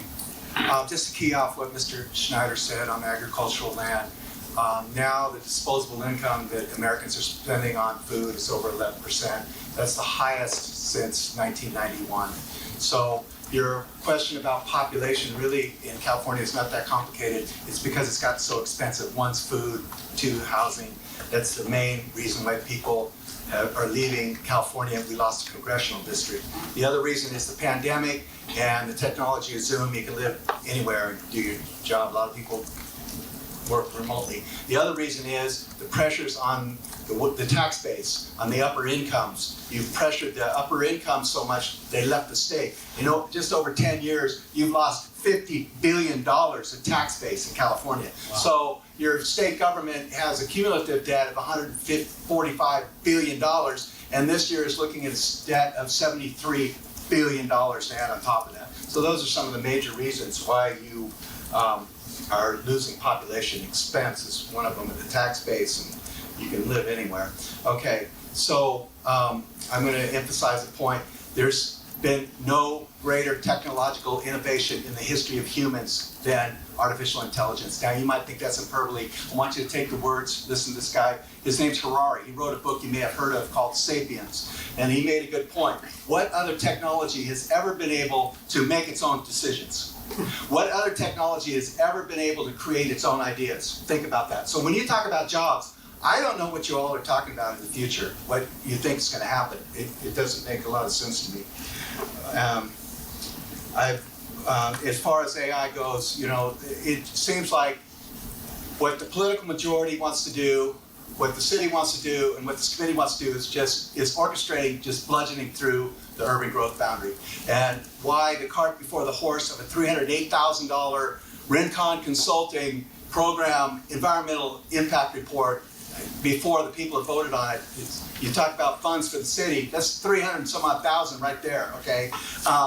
The mayor says, well, you, the opposition, you're afraid of the EIR. I'm afraid of the EIR? Really? For $20 a month, I can go get OpenAI, GPT, I can get a plug-in for that for technical documents called Humata, HUMATA.ai, to plug into that OpenAI GPT-4, and I can analytically eviscerate Rincon Consulting's $308,000 EIR to shards. Okay, I'm afraid of technology, I'm afraid of information. I don't think so, Mr. Mayor. And what one comment of the commissioner here was, well, the opposition is afraid of a vote on the urban growth boundary extension. Why should we be afraid of the vote?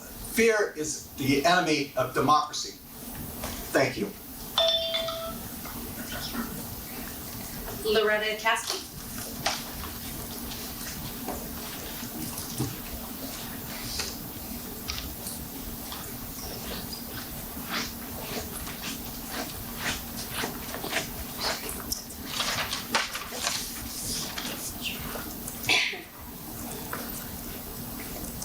Good evening. My name is Loretta Caskey. I'm speaking to urge you to protect east of Greenville farmland and wildlife habitat for the future. Livermore's urban growth boundary is not a planning tool. It is an expression of Livermore citizens' vision of how their community looks and works. The urban growth boundary does not need to be amended at this time. There's plenty of housing capacity planned for the foreseeable future, and Livermore can be in compliance with the regional housing needs allocations. If surprises do come up, Livermore, gentle reminder, can amend its general plan in the future. Thank you again for the work you've done on this committee. Please protect our valued urban growth boundary. Julie Wild. Thank you. And thank you for all of the work that you've done on all of these projects. It's really been fascinating to come in, meeting after meeting, get presented with, I've been here since, each of the areas were projected. I sat at a table where there were mostly developers and real estate agents there, so I don't know if that kind of kept me here, because I thought I really don't want real estate developers and real estate agents to determine the future of Livermore, since I'm a new resident here. And what is really confusing to me is the Las Positas focus area was dropped, and yet meeting after meeting that I attend, all of these different individuals come up and are sharing compelling facts, like real facts and real things that are happening. And yet, not to disrespect the city, but we don't really know where these numbers are coming from. I'd like to think that square footage will create almost 30,000 jobs. That'd be nice, because I've got 4 kids that I'd love to, keep in Livermore. But it doesn't even make sense where those jobs are going to even come from. So, because my job is at risk of AI.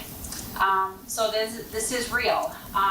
And the fact that food costs are high for families, that's a reality that I face as well. So I just, again, I don't want to have an urban growth boundary, pushed out. I don't understand why Greenville is still even here as a focus area. If Las Positas got just tossed aside, and yet the community has spoken meeting after meeting after meeting saying, please don't break that urban growth boundary. There's really not a compelling reason, and people in this room that have shared the reason for not going beyond it have offered more compelling facts and information than the city. Thank you.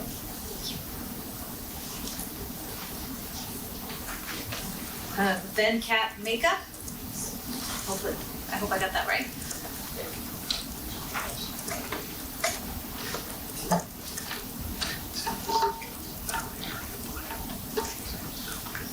Hello, my name is Venkat Meka. I'm more interested in the South Vasco initiative. I see that the committee and the city is leaning towards making it more of wine country commercial, and it's a small pocket, like about maybe 3 to 5 acres of the area that I'm seeing. But all around that, we see that the area is dense with residential properties rather than anything else. And we also see that the labs, the Lawrence and the Sandia. They are the largest employment creators in this city. And in fact, I do have somebody within my extended household that commute from Tracy all the way to Livermore. And the property that we purchased is very close to the labs, and we intended to build multiple homes there. That way, these people are closer to the workplace, so we can reduce the commute and we can reduce the pollution and the burden on the earth and so on and so forth. And we were not even given an opportunity thus far, even though we have been writing multiple times, to consider this to be a residential rather than wine country commercial.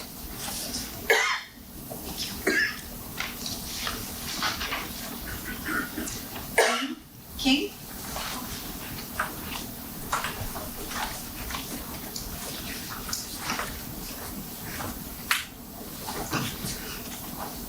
Gene, you want?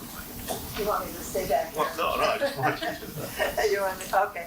Anyway, I am Jean King, and I thank you very much for being here today. I thank the staff, and I'm very happy that you did come back with all the numbers that we asked for about the growth and the jobs and everything like that, and I thank the committee for being here all that time.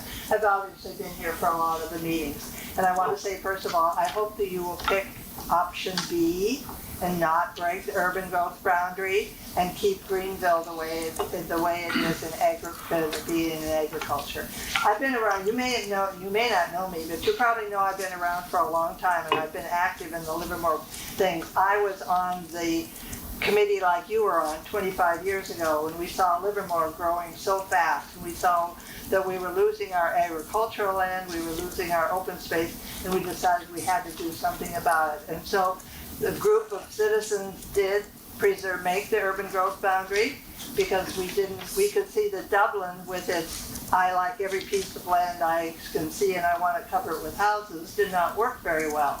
And so after we did our urban growth boundary and the county did its urban growth boundary, Pleasanton did theirs and Dublin did theirs. But the most place that we have for open space and agriculture and vineyards is here, because we developed the urban growth boundary first. You keep saying, gee, Livermore is wonderful. And I can say no data that I can give you to do it, but I think Livermore is wonderful because we did have an urban growth boundary. We didn't do urban sprawl. We said, hey, if you want to develop something, you have to do it within our boundaries now. When I was on that committee years ago, we said, oh, Nob Hill Shopping Center and the Rincon Shopping Center are not built to their potential.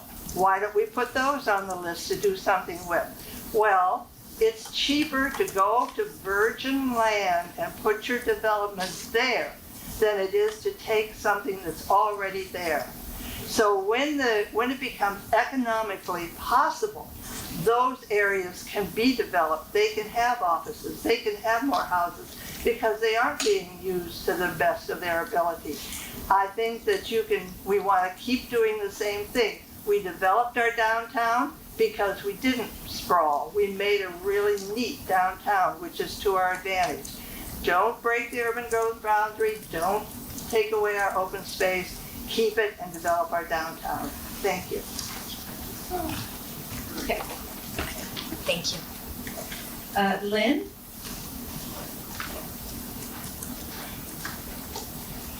Lynn?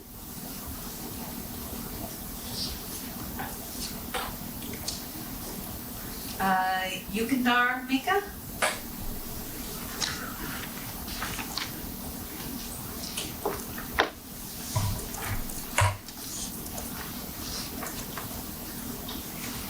My name is Yukandar Mika. I'm working in Lawrence, Livermore. I'm more interested in the Vasco Road property where it is being proposed as getting converted to the Wine County Commission. So we purchased that land for building our residence there, so that I'm close to the land. And also we want to live together our brothers, like 2 to 3 brothers. So, and also we are kind of like not really interested in doing any business with land like White County or something like that. So we are more interested in building a residential place there so that we are kind of like making it more residential. And also after we cross the Lawrence Livermore gate, the south gate, the area is something like more commercial. It is not like residential or anything. By building this, converting this property into a residential property, the look will change. So it will also add to the city in terms of like more residential here getting converted, getting extended towards the south of the Glasgow. And it will also add, obviously, for more number of homes, at least about 20 homes can be built in that area. And it will also add more revenue for the city.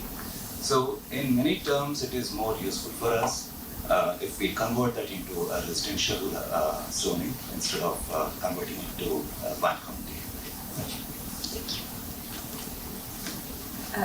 Carol?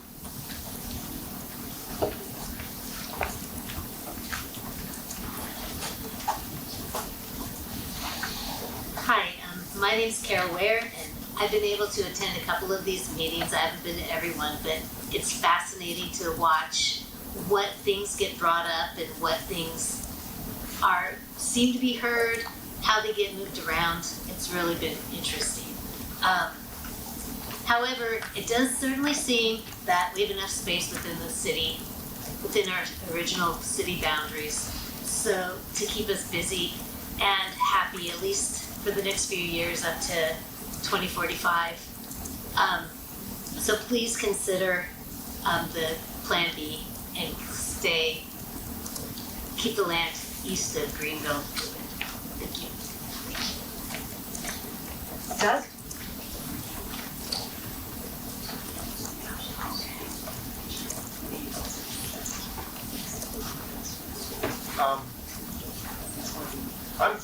Wow, this is a better meeting. I mean, I'm finding all kinds of good discussions, I think.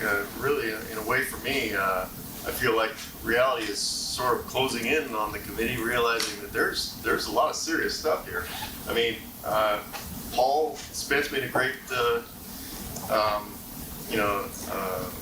great insight that this is a region. And the thing that I've always tried to emphasize is that we didn't cause the housing problem, the affordability problem and everything. That was all the inner Bay Area cities building far too many jobs, like in Palo Alto, which was at 3. Wow.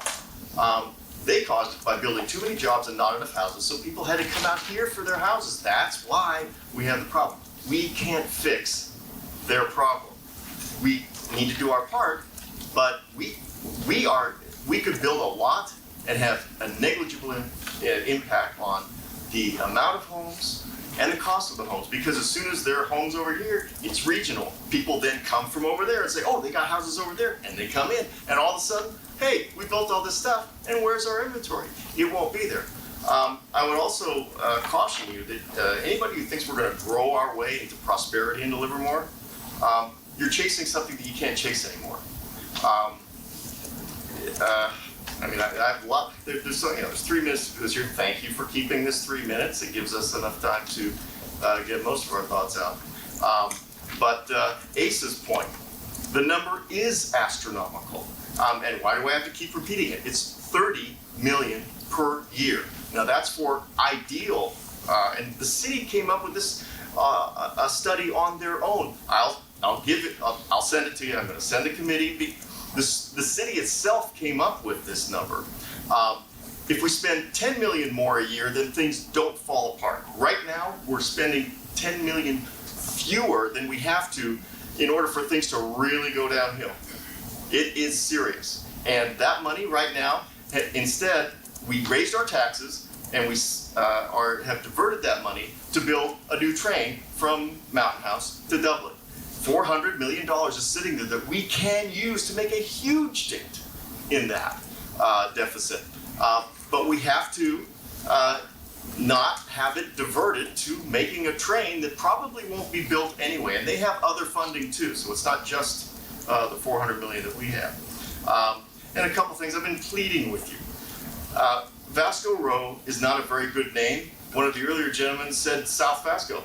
Change it to South Vasco, but that's not the real offender. The offender is Midtown. It's an offensive name. Please don't call it that. Change it. 44,000 new residents by 2045. I just don't believe that. Not even close. And I think that throws off your whole basis for what you're thinking. And okay. No, I'll let you have it. Okay. Alternative B. Okay, and I've been coming up with a chant. B because it doesn't break it. B don't break it. B don't break the urban growth boundary. B don't break it. Thank you so much. Thank you. I have one more for Charles Marker.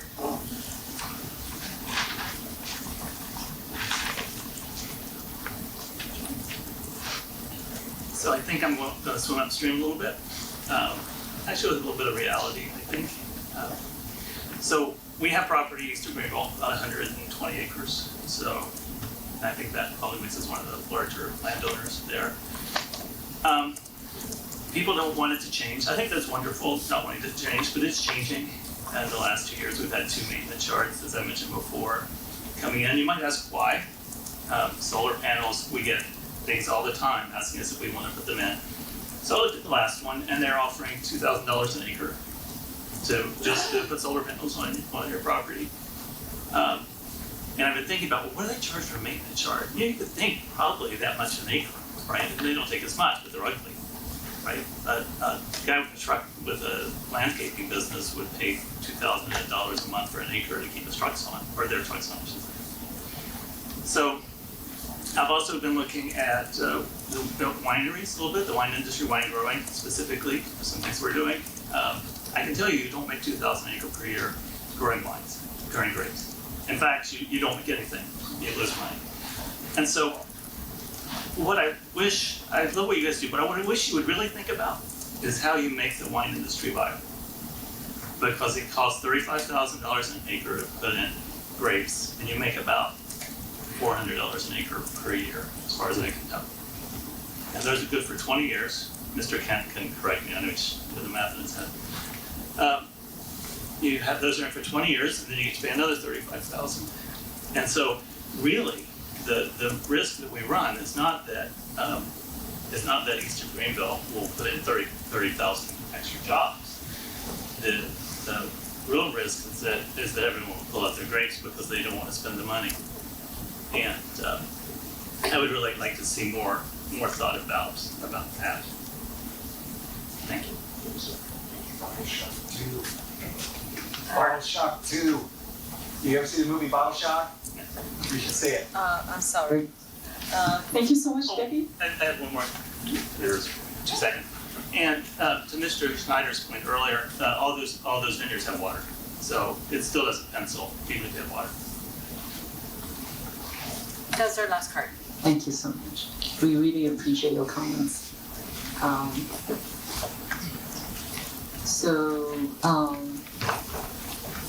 Before the committee is ready to ask clarifying questions and deliver, do we have any more comments before I close the public comments period?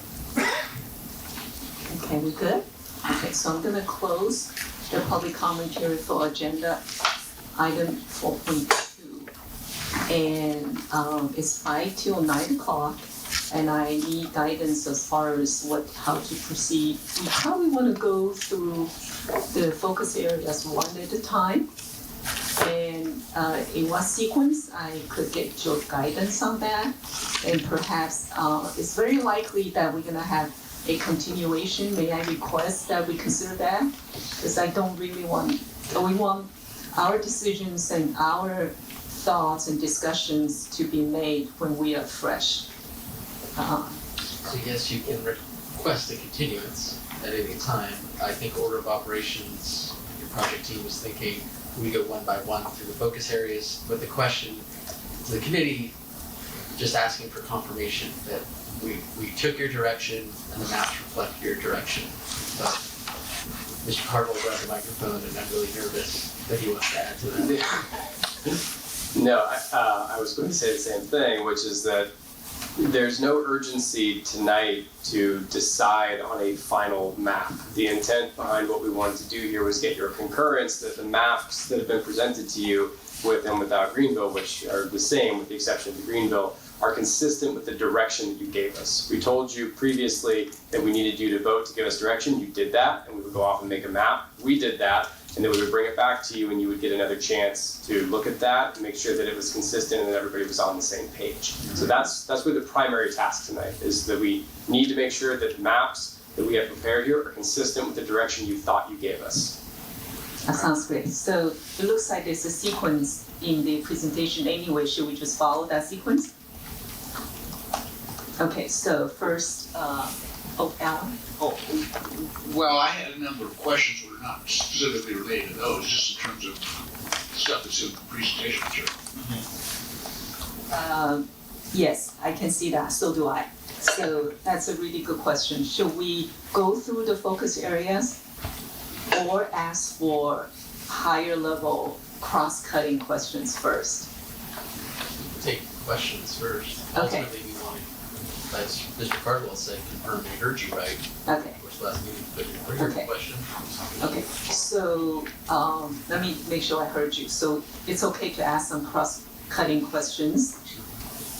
We would recommend you start with asking us questions, yes. Yes, and then we go through one focus area for confirmation or clarifying questions. Okay, so let's just say, please ask cross-cutting questions. I have some myself, so again, we do a time check at 9:30, just to manage the time better. Okay, go ahead, Alan. Yeah, that was a statement in one of the presentations about waiting to the next market cycle. And I don't know what a market cycle is in years. Maybe you don't know either. Is it 5 years? Is it 25 years? It's a statement that I don't know how to interpret. Sure. I think it can really vary. It just implies that, what we see typically in our economy is cycles. So, a stronger economy, a recession, et cetera. And so that might be in an 8-year time window. It might be in a 23-year time window. But, it might take until kind of the next change. For example, when interest rates go down again, we don't necessarily know how soon that might be or not, or when those factors come in. Well, okay, I guess I would interpret that as a maybe in the next general plan cycle, and maybe not. But then, I think we see economic cycles on a period of less than 25 years, most typically, but it can be longer or shorter. So it's not like every 5 years or every 10 years. It's not a defined period. And that, I think, was around the issue of high-density housing. Yeah. I'll add just a little bit of context. So we are seeing some interest in some higher density housing around Isabel, which is one of our Valley Link stations. And you're seeing some interest in that because it's a Valley Link station, but it is not a robust interest. The developers would build lower density housing all day long and prefer it if the city didn't have it in their plan. So I think the point is market conditions. Put numbers on that?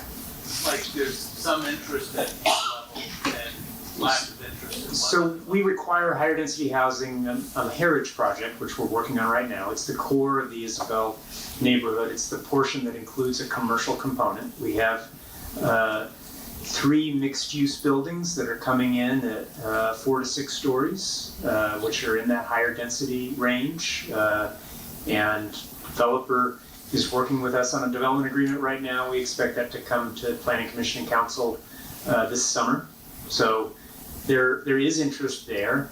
In part, that's feasible for them because the plan area includes a combination of lower density and higher density, and they can make the numbers work through that combination of both. But we're not seeing that interest throughout the city, right? But high density covers such a broad, it could be 60 or it could be 120. It's that place type that you're used to seeing in the high density. That's the equivalent place type to. It's 60 to 100 units of the acres in the Heritage Project and the 2 of the 3 mixed-use buildings. Is there more interest at 60 than there is at 120? A little bit more, but there's the most interest at 20 to 30. One thing that I'll just add to that is that in addition to economic cycles and extraneous factors like interest rates, you can also have catalyzing events that you have a little more control over. So for example, I think at the beginning of the previous general plan cycle planning, the legacy project in downtown would never have been conceived of as being feasible. And then you do some things and you have a downtown that becomes much more vibrant and you get a lot more demand for living there, and then the right set of circumstances present themselves. So however you feel about the legacy project, and people can feel in a number of ways, the feasibility of that project would not have been something that was thought of positively not too long ago, and then you can create different market conditions. What's its About 50, 55 units to the acre. Yeah. And the similar catalyzing event at Isabel is the anticipation of a Valley Link station. And the neighborhood commercial. And the neighborhood commercial, right. Okay, well, that was my next question. You did these calculations to get numbers, and so what number did you actually use? You know, it could be 60 to 100. I tried to back calculate in one particular case. I estimated 70, but I don't really know because there's a.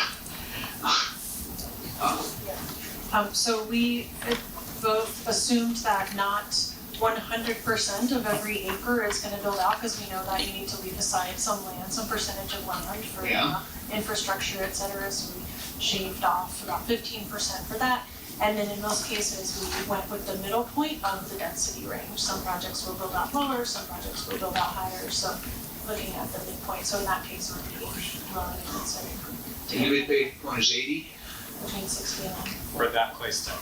Between 60 and 80, 60 and 100 is 80, right? Is that what I'm hearing? Yeah. Okay.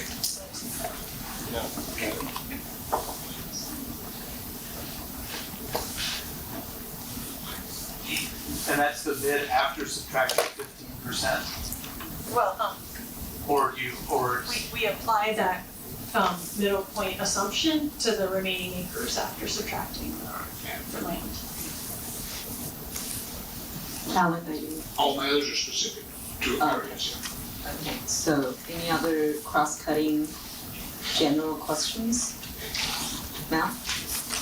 Just to clarify, we are letting you know if you did the right, the recommendation. My question is, when is that going to be passed on to the Plan Commission and the City Council?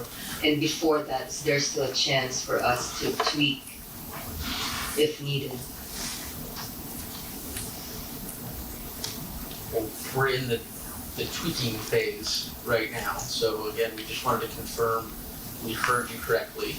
And if there's other refinements that need to be made or we didn't hear you right, we'll make those changes and bring them back. And the other part of it is not just saying, did we hear you correctly? It's, did that turn out the way we thought it was going to turn out when we gave you that direction? So we're still kind of molding the clay. And only when the committee says, yeah, this is about right, when we proceed to planning commissions. My concern is once this leaves GPAC and submitted to Planning Commission and City Council, then that's that. I mean, we wouldn't have any other chance to. It seems like we're hearing a lot about the east of Greenville, and the data on the soil, conditions is new. So is that going to change any of our minds? Will that give us another chance to? I think you'll get a few more passes at this. And so again, this is a land use scenario.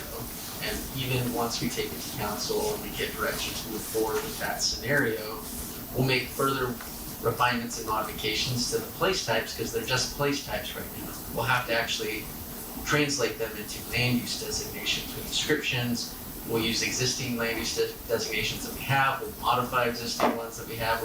This committee may come up with new designations. So the map will continue to evolve.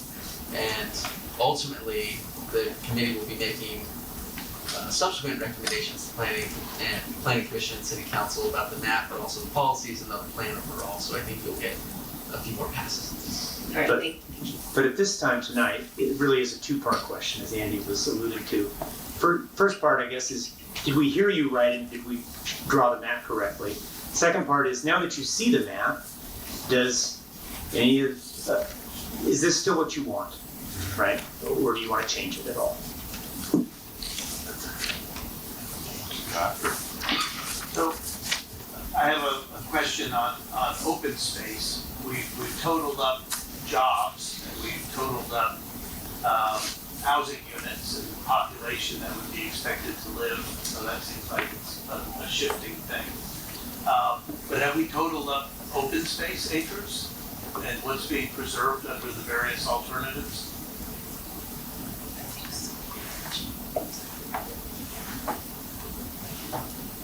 We think it's an evaluation, but it'll take us a second to find.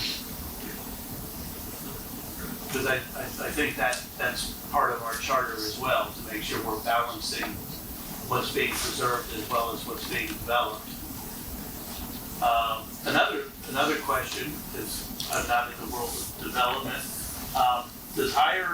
does light industrial development, like the higher density, does that equal more high-paying jobs, or does it equal less high-paying jobs, or does it not matter? Do you mean the industrial office place type versus the general industrial place type? Yeah, so when you go into that really high density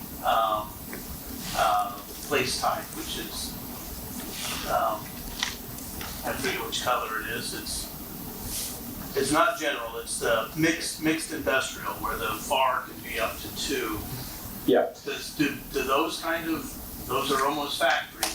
Do they create better jobs or are they lesser jobs? So think of those uses as like your form factor, Lam Research, TopCon, more innovation, more R&D centric. They tend to have higher job density, so you'll have more jobs per 10,000 square feet in a use like that. They also tend to not always be in higher productivity industries, which usually correlates to higher wages.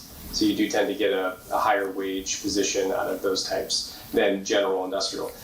That said, the general industrial and the mixed industrial office in our zoning generally refers to the types of things that can go on there, but only one thing will go on in those buildings. So it might be a box that can be a life sciences R&D center, or it can be an advanced manufacturing operation, or it can be some other conditionally permitted use. It can only be one of those things at a time in most cases. And so you have a collection of uses that are allowed in those types or disallowed in the case of industrial office, where you wouldn't have e-commerce and distribution, for example, or other warehouse type uses be permitted in those spaces. And that sort of holds that space for that higher density, higher intensity job generating use compared to general industrial.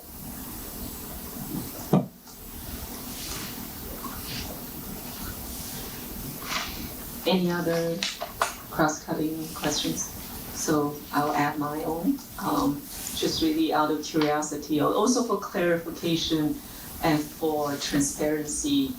How do we best understand the ratio where we say without Greenville is 0.98, with Greenville is 1.29, and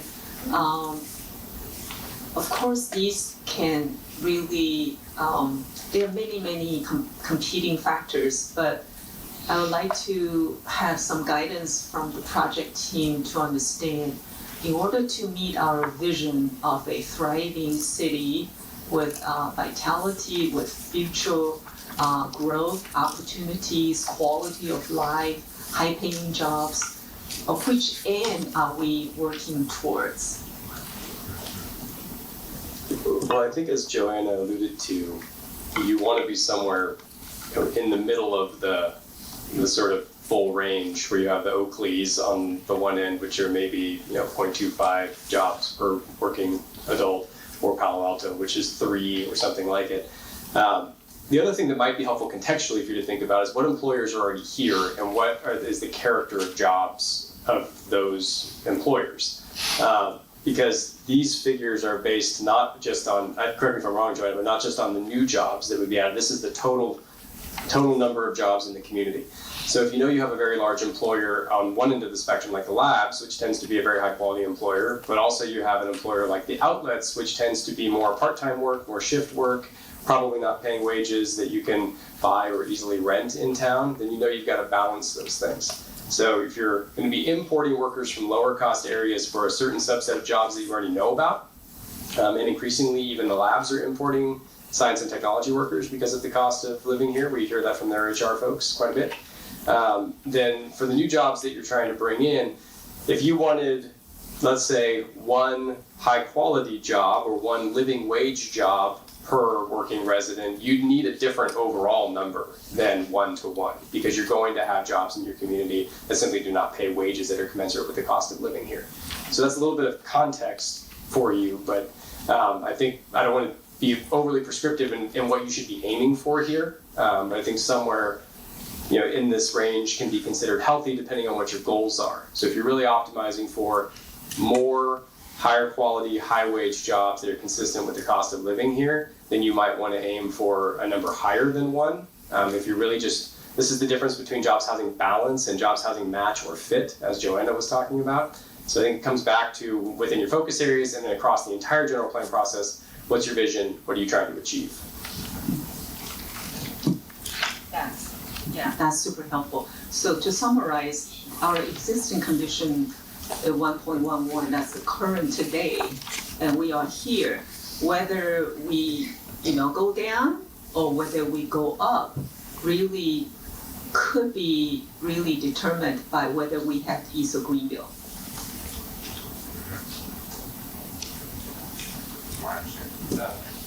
Yeah, I mean, there are two ends of that string, right, that you can pull on. One is the number of new housing units, which will drive the number of new residents, and the other is the number of jobs for those residents. But that again goes to, that's a balancing equation, not necessarily a matching or fit equation. And you can consider both as you're working through and saying, are these different focus areas achieving not only our numerical goals for how many jobs we want, how many housing units we need to plan for, but also here in the mapping, and perhaps even more importantly in the policy section later of the general plan update, which we will eventually get to in earnest, you can be more specific about what kinds of things you think we should be focused on doing to achieve the outcomes that are important to you as a committee. So, I'm gonna follow up. Follow up on this. One of the there's two key variables in these numbers here. One is the number of jobs, and the second is the population. And the population numbers are based on 130,000 residents in 2045, which is a 49% growth over where we are today. And I think that's higher than all the projected growths for Alameda County if you took any of those numbers.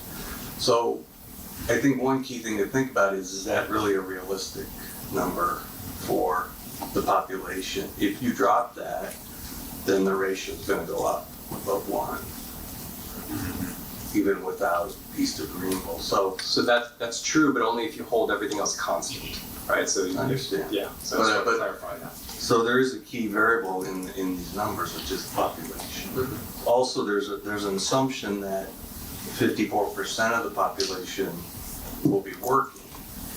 So, which is based on what it is currently today. So we're saying the future will be like today. Maybe that's a decent assumption, but I question a little bit about the high population growth, which is affecting these numbers.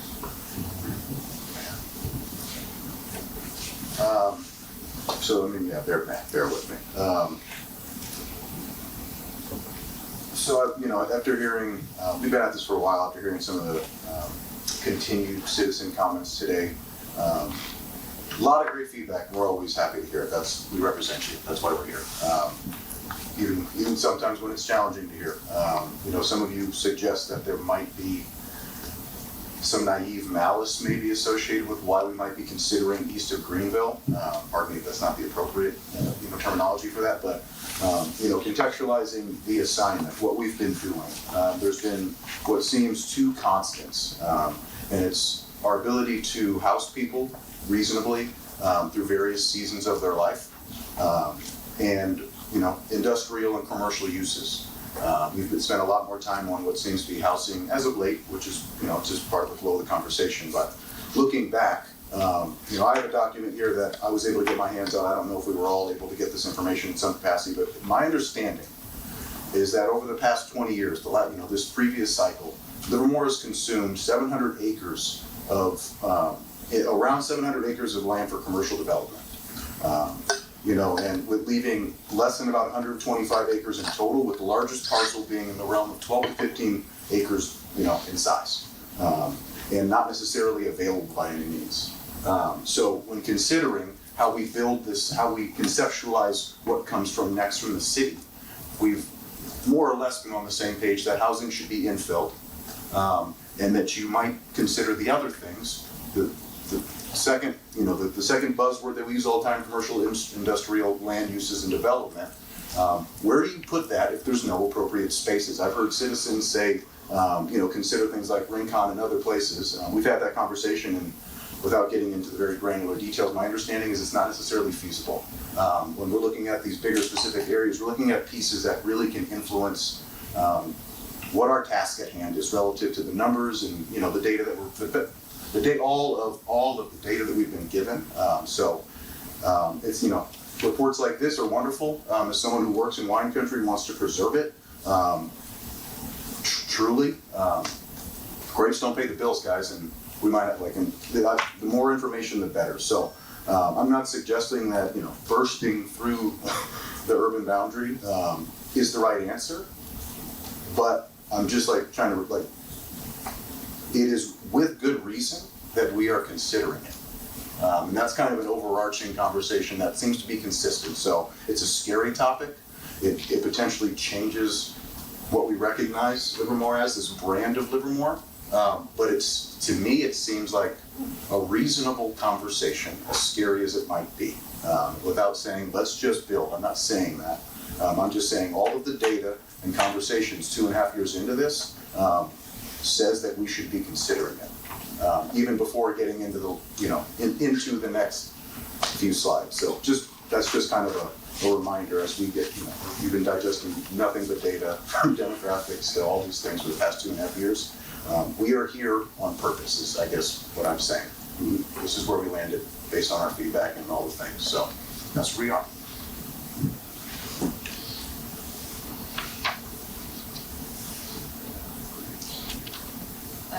If no other cross-cutting comments and questions, we can move on to the first focus area. One quick question. We were talking about the feasibility and the lack of interest in high density. Is there an illustration, for context, of a successful high density development? There's not currently one in Livermore. Is there one in a similar, or is there one in Livermore, or a similar city? Because it's if we're hearing high density is not very interesting to developers, not very feasible. Mentioning legacy doesn't do anything for the high density argument because it's empty. So it's kind of I'm just trying to kind of rubber meets the road of there's a lot of land uses here that have a lot of high density, a lot of which have been argued for, not by me, but but I'm also trying to connect on the other hand, we're hearing how uninterested and how it doesn't pencil. So I guess I'm trying to connect the two of are we using high density as a kind of a way, if it's a wink wink nudge nudge to Rena, just say so and I'll be big high density guy. But I'm trying to connect the dots here of if it's actually not feasible and developers don't even want to do it, there's probably you guys are a creative bunch. There's a lot of different interests in the city to kind of come through with better ways. Yeah. Before you guys respond to that, because I was thinking the same thing when we consider the buffer. There was some conversations. Is there a creative way we might be more conservative? Because that, I'm not necessarily in love. I missed this meeting, unfortunately, and I wonder if there's ways to be more conservative in the buffer we offer with our RENA number to maybe keep the seasons of housing options a bit more on brand with what we have fallen in love with here in Livermore. Specifically, I'm not in love with the idea of what high density might look like right there, per se. But I just wonder, can we be a little more strategic in how we suggest recommend, maybe that's a question for us more than the city. Yeah. Using the buffer relative to that RENA number and what we want this stuff to look like. Yeah.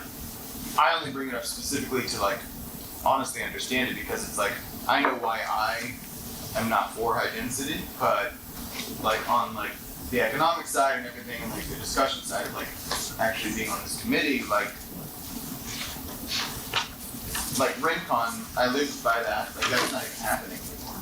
So like Legacy, if that's like an illustration of like successful high density, like there's like only a handful of people who live there and they can't lease the first floor. So I'm just kind of like trying to find like somewhere in there, like, is it a location thing that like, well, high density would work by Valley Link or, you know, and then that's like more interesting or I'm really trying to like piece it together because I just like continue to hear like more arguments for my stance.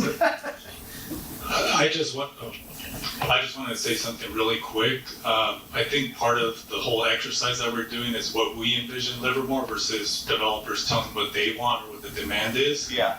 So if we want a city full of single-family homes, and that's something completely different than trying to accommodate the decreasing household sizes, the decrease in vacancy rates, plus the demand there is for housing versus just letting developers tell us what they want. And like Brandon mentioned, I mean, that's going to look a lot different in 2045 than it is now. But I don't think that's that's not an option, I don't think, Eddie. Like, what? Like if we were like, if we all sat here and we were like, okay, there's RENA numbers, but what we see Livermore as is single family house, you know, housing like, you know, medium to low density. Right, within that, and that's what I'm talking about, like the type of housing. Yeah. Yeah. But that is an option for us. I mean, so we asked, you know, Joanne, where'd she take her point? She took her measure from the midpoint. If Legacy is 55 and we're looking at apartment buildings that match the character of Livermore, we could rerun all the numbers at the low. So if you've got a 60 to 120, don't run it at 90, run it at 60 and see what it looks like. Because then we have a product we know that will be attractive to people to both live in and citizens to look at, and somebody might show up to build it. It does when you get to the higher numbers, it is more speculative whether or not developers are going to ever step up to build it, and then if it's built, the neighbors may not like it. Right. Personally, I think Legacy looks beautiful. I don't know, is it as unsuccessful as Paul says? I don't think it's as unsuccessful as Paul says, but clearly you can see that the ground floor has not been tinted yet. I talk to the developer once a week or once every other week, and I think my overarching. Well, we knew that. Yeah. Early on in the process, we said this whole mixed live, work kind of thing, retail on the bottom floor, none of it's clearing the market. And that went into our thinking about Vasco Road, to be on point, is we didn't call for that kind of product because nobody wants it. Yeah, just really, I'm not here to like drag Legacy. You know, it's like, you know, they have their own business. But I'm just using it as the example of like, I think maybe like in general, there might be some people, people in the public who would agree with me.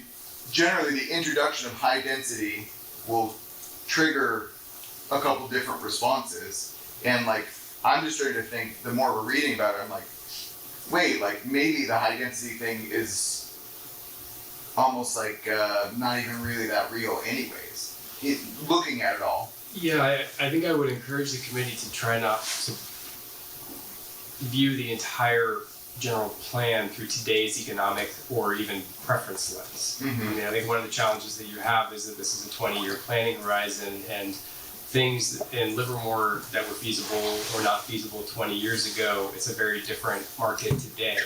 The way people want to live, the number of people who want to have lower maintenance or want to have more walkable communities or moving out of urban areas and into suburban areas to raise their children, but still want to have the convenience of walkable services and amenities, we don't know. And so I think one of the things that might be helpful to think about is the dimension of time as you're looking at these maps, which is some of these products will develop sooner than others because they're closer to feasible today. Some are feasible today. Some will require catalyzing events. Some may have to be revised in the future. There is an element to this that is achieving a planning objective, which is making sure that we've, met the requirement. But we never want to do fake planning, right?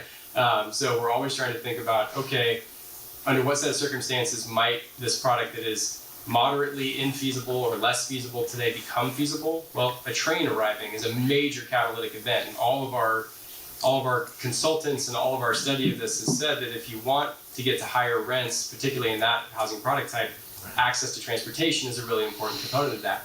If ValueLink doesn't come, for whatever set of reasons, we may need to go back as a community and revise some of these things if the development community simply never shows up to build it. Because the intent is to have the things that we put down to be built, get built. But I wouldn't want to look at Legacy in particular, which had an enormous array of sort of challenges, including a builder bankruptcy, a pandemic, a whole number of things that happened to that project. I wouldn't look at that and say high density doesn't work in Livermore. I think you can say that the development economics of high density are not favorable today, and that's evidenced by not seeing a lot of that out there. The Heritage Project over the next couple of years will be very instructive, but there may just be other things that still need to happen. But you're planning for a 20-year arc.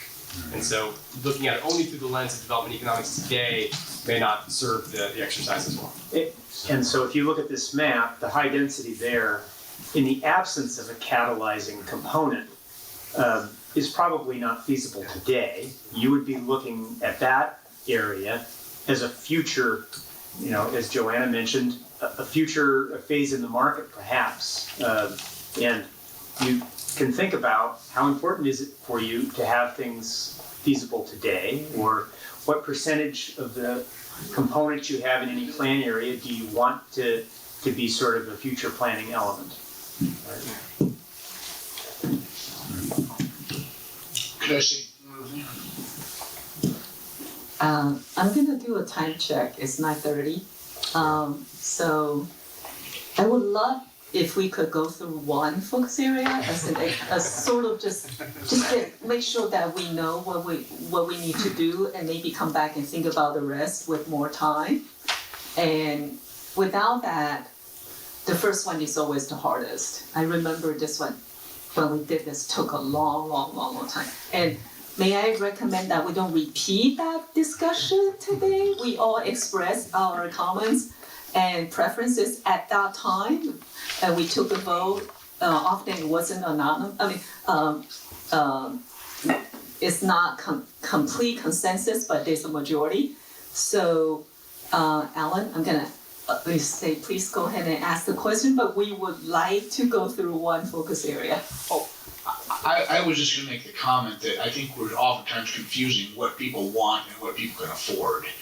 And so there's time now and there's time in the future. So when you're thinking, make sure you understand what it is you're actually thinking.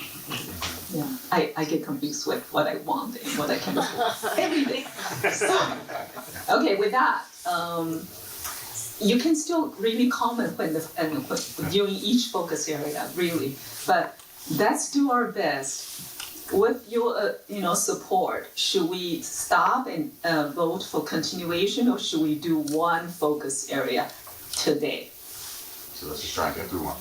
Right? One? Okay. Okay. That's my spirit. Yeah. Thank you. Is that okay with the staff? Sure. Okay. So I really like the idea that, yes, Jeremy wasn't here, but we did request to change to high density the upper left corner. I'm not sure about the upper right, so maybe you can help us with that. Go back to you. I recall that as well, because you've got small single-family homes on the other side of the street. Thought we were going for townhomes, transitional, not the big apartment. The corner, where the casket factory used to be, the other side. That side, yes. Across the street from it is a lot of high-density apartments. It makes sense there, and it's field behind it. But the other one is around a brand-new, small, single-family neighborhood. To the west of that, to the left on That's the map, single-family you have homes. single family. Yes. Small, that I thought, to the chairwoman's position, I thought we went for a lower density there that would be transitional. Yeah, so did I. I also thought that. So I remember. Everyone agree with that? Anyone disagree with that?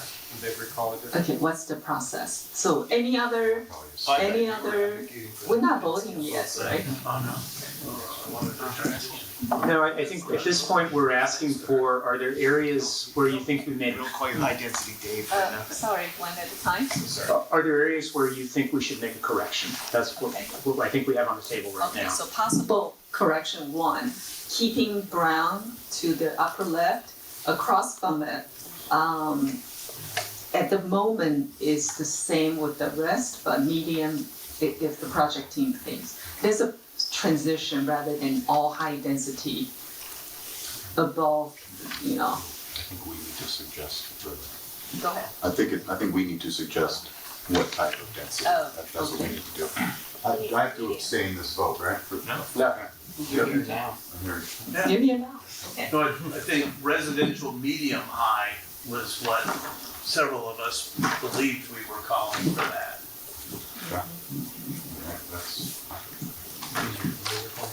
Okay, so the first suggested change then, just for our documentation, is that what is currently designated high density to the east of Research Drive where it tees into East Avenue, that would change from high density to medium high density. That's the first change. Can we get a show of hands to agree that that is a change that should be considered? Okay, good.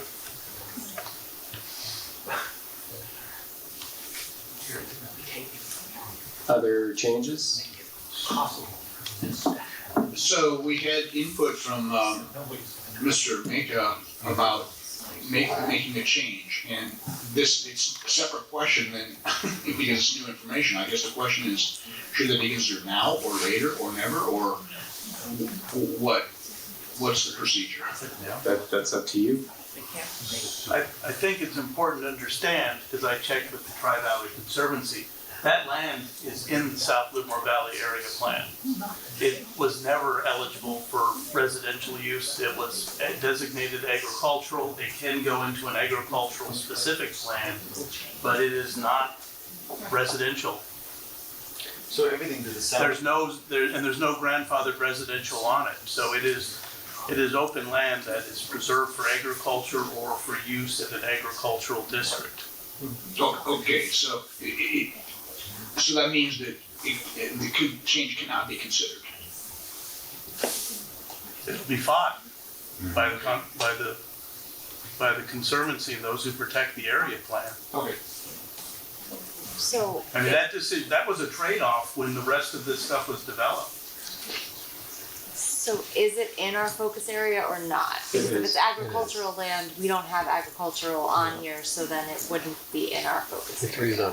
It's eligible for wine country commercial if the city puts it in the South Livermore Valley And the specific Conservancy plan. would be okay with that? Yes, they would support it. They would support it, but they wouldn't support residential? No. Okay. Thank you for clarifying. Does that meet our spirit of this focus area, whether or not Tri-Valley Conservancy may or may not fight it? That's the only piece. The rest of it is all zoned as industrial, light industrial now, and we're up zoning it to residential. Or recommending that the planning commission think about that and take it to the council. So the current, just to clarify, we don't have this map, so I apologize. Currently, everything to the west of Vasco Road is designated medium industrial.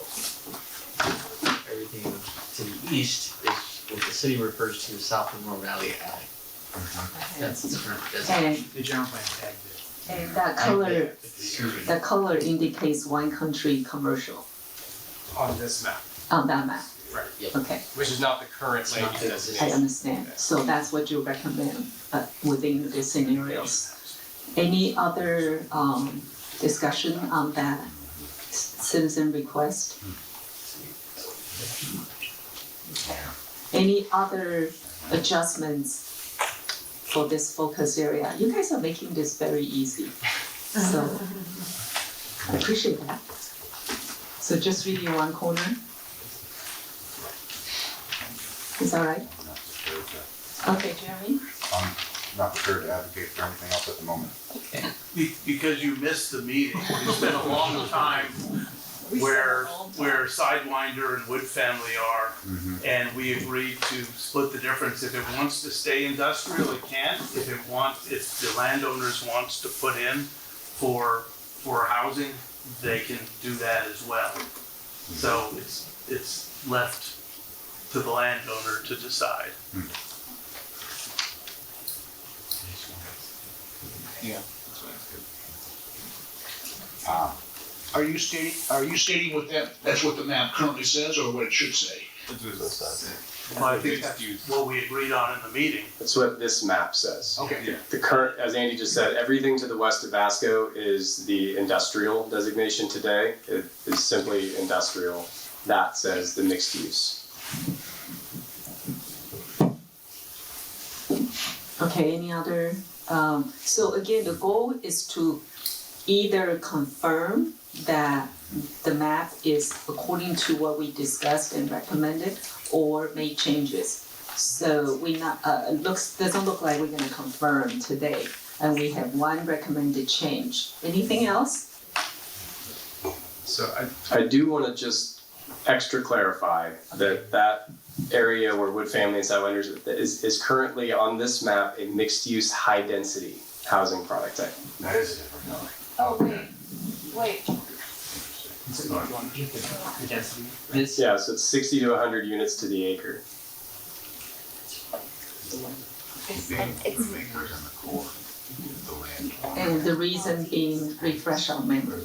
That was the direction we believe we received from you all. So that's why I'm surfacing that, because it's a somewhat unusual density for that strip of land. Versus mixed use, medium density, which would abut the residential neighborhood behind it better. Perhaps be a little bit more complementary. Yeah.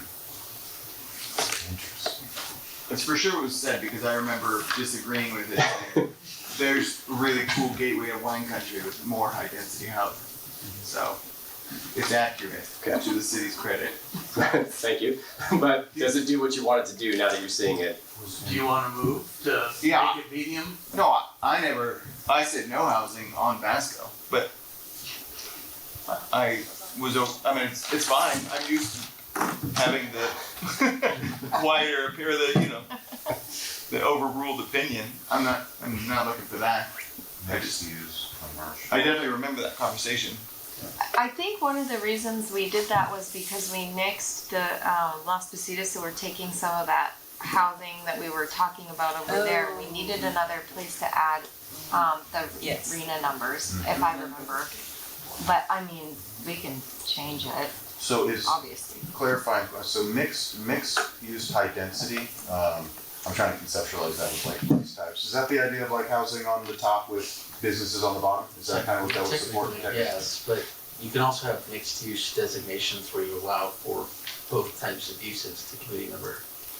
But separately, not integrated in one Not building. one building. Separate.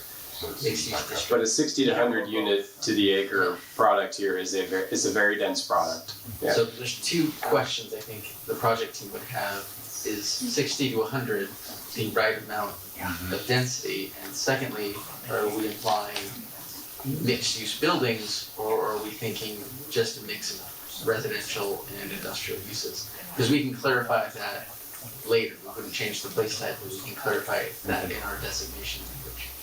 Later. And it's mixed housing and industrial as opposed to housing and commercial, or are we not making that distinction right now? Actually, so I think I might have the same. It's mixed. Mixed housing, commercial. Commercial. Oh, okay. Sorry, I thought you just said industrial, so I must have misheard you. Mixed housing commercial. That's what the place type currently is. Okay, understood. So it can be housing, or it can be commercial, or it can be commercial on the ground floor and people live above it. But the question then is really, were we thinking? Because I remember that comment too. Krista, were we thinking up to 100 or were we thinking somewhere? I don't remember, less? I just remember we ended up increasing it because we took out Las Positas Right. in court. Okay, so that, So what's the next level below that? Medium high? Medium high would be 30 to 59. Do we, I have this So it if would you look want. like to look at legacy then, if you had retail on the bottom. a little maybe less than no legacy overhead, than it. legacy. You wanna look at it? Other than the I new brought story that. coffee Thank outlet. hey, Arun? Do we know if we did that to change? I know you're mentioning that, but was that why we did it? Because it's I odd think we're going from high to medium. Well, I think to the high. idea was because we It's were very- turning it, like, the lesser density was kind of like to merge into the wine country kind of groovy vibes or whatever. Yeah, I mean, the compromise makes, after missing the meeting, the compromise seems to make sense. I think the place type doesn't necessarily exist if we were talking a mixed use medium density. We would have to suggest creating that, right? And is that something we do now, or is that the next meeting? Our goal right now is for you to tell us what you want. As quickly as we And that, no, at whatever pace is most appropriate, but my point, I wasn't trying to be funny. My point is, if you want something, we can craft the language and the designation to do what you're trying to achieve. So don't be overly constrained by these place types. Yeah. Shoot for the stars. Yeah, I'm sorry I had COVID during this meeting, but I'm still confused as to whether or not, the Wood family winery is a non-conforming legacy use of that land, or is it consistent with the zoning? I'm just not quite sure what people actually agreed to and why. So I think Wood family's commercial operation would be consistent with the uses that are contemplated in the mixed residential commercial use. So they would not be a legal non-conforming use, they'd be a conforming use. Okay. I mean, Mike, correct me if I'm wrong, my peers here. everything there could stay as it is. Well, the industrial uses, I'm not sure if they would be considered. Yeah, I mean, if your primary use of your business were making wine or beer and not necessarily selling it, then you wouldn't be permitted in that commercial zone. So then I would move that we change it to mixed commercial and industrial, looking at your. Yes, after looking at this, yes. That's what I would also agree with that, based on what you guys handed out in October. Okay, and to clarify, I want to point out that housing would not be allowed into that designation. Well. Right? Sure. Correct. Yes. To Brandon's point, if you want to be creative, you could allow mixed commercial and industrial and housing if you wanted to as a new place type. This is essentially how it's being used now. I mean, they're both making and selling there.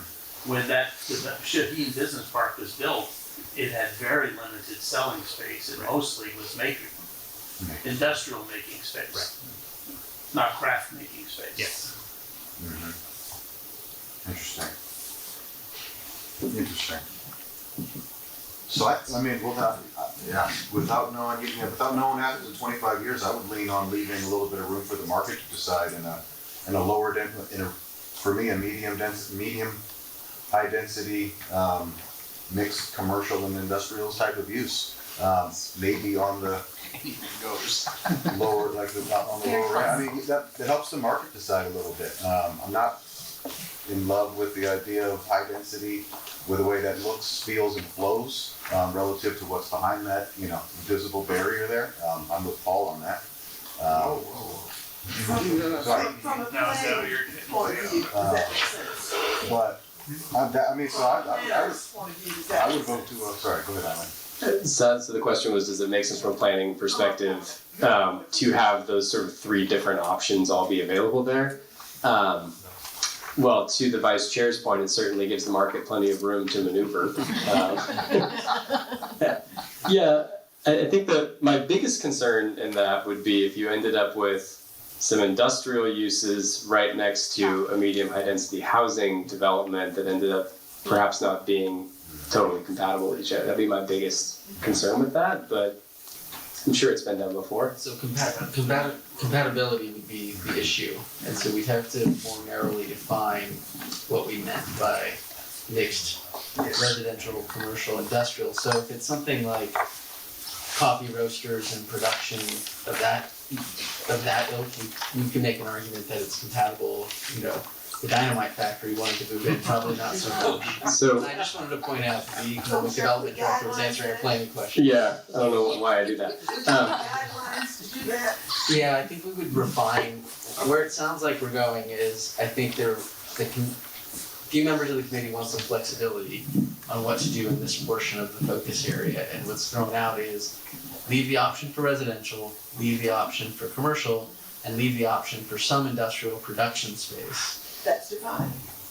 And then we would have to define what that would mean, what that means in the general plan. Yeah. So we would look for some more direction from the committee when we came back to you. Sorry, we'll go on. Perhaps a different way. Yeah, perhaps a different way to describe it would be to allow the existing type of makerspace and also allow housing, right? And we would look to define that. I like the makerspace with a residential overlay. There you go. Can we put all that in a bullet? Yeah. Clearly, we forgot what we talked about. Terry is actually writing bullets on the next slide, which I'll go to momentarily. Thank you. That's what we wanted to do. This is great. I can't wait till you guys see what you picked for Midtown. That one's gonna be a long meeting. You guys are gonna be shocked what you picked. But I guess just show of hands, it sounded like having a mixed industrial commercial place type with some residential uses allowed. The committee generally says that's the change you would want to make. And we'll show the whole list in a moment, but What density for that? I think that's the question still on the table. Yeah. My suggestion was medium. Yeah, no more than 60. Yeah, that's specified. My recommendation was medium. Are we talking about just the bottom part? Yeah. Correct. So is that the medium high, the 30 to 60? Yes, sir. And that's because of the flow, the flow of high, medium, not back to high. Correct.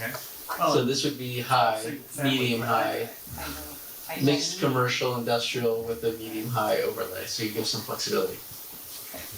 But medium, define as 30 to 50. 60. 30 to 60. 30 to 60, okay. Carrie, you got all that? Okay, anything else? Clearly, thank you so much for bringing that up. It's still very confusing to most of us how to think of these things. Thank you. Anything else Carrie should type up? You want to go to the next page? This is the next page. That is the next page. So we changed the last, which bullets did we change, Karen? Last three?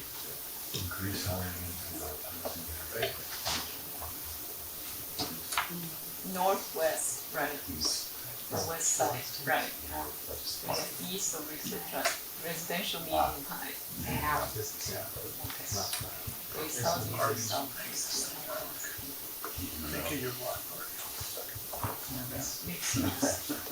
Is that the old version? Mixed use high, medium high density. Is it gonna be a new place type? I don't know. We'll have to think about how that would work. Right, thank you.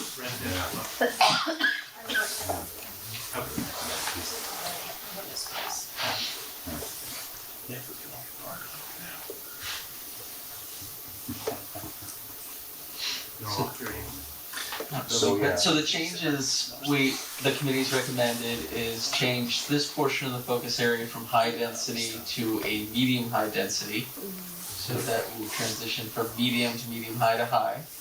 And then change this portion down here from a medium high mixed use to back to a mixed commercial industrial designation or place type with a medium high residential overlay, or allow for that type of use as well. Seems like a compromise, yeah. Yeah, okay. Do we need to vote? Just show of hands that who wants that, so we can, okay. Okay.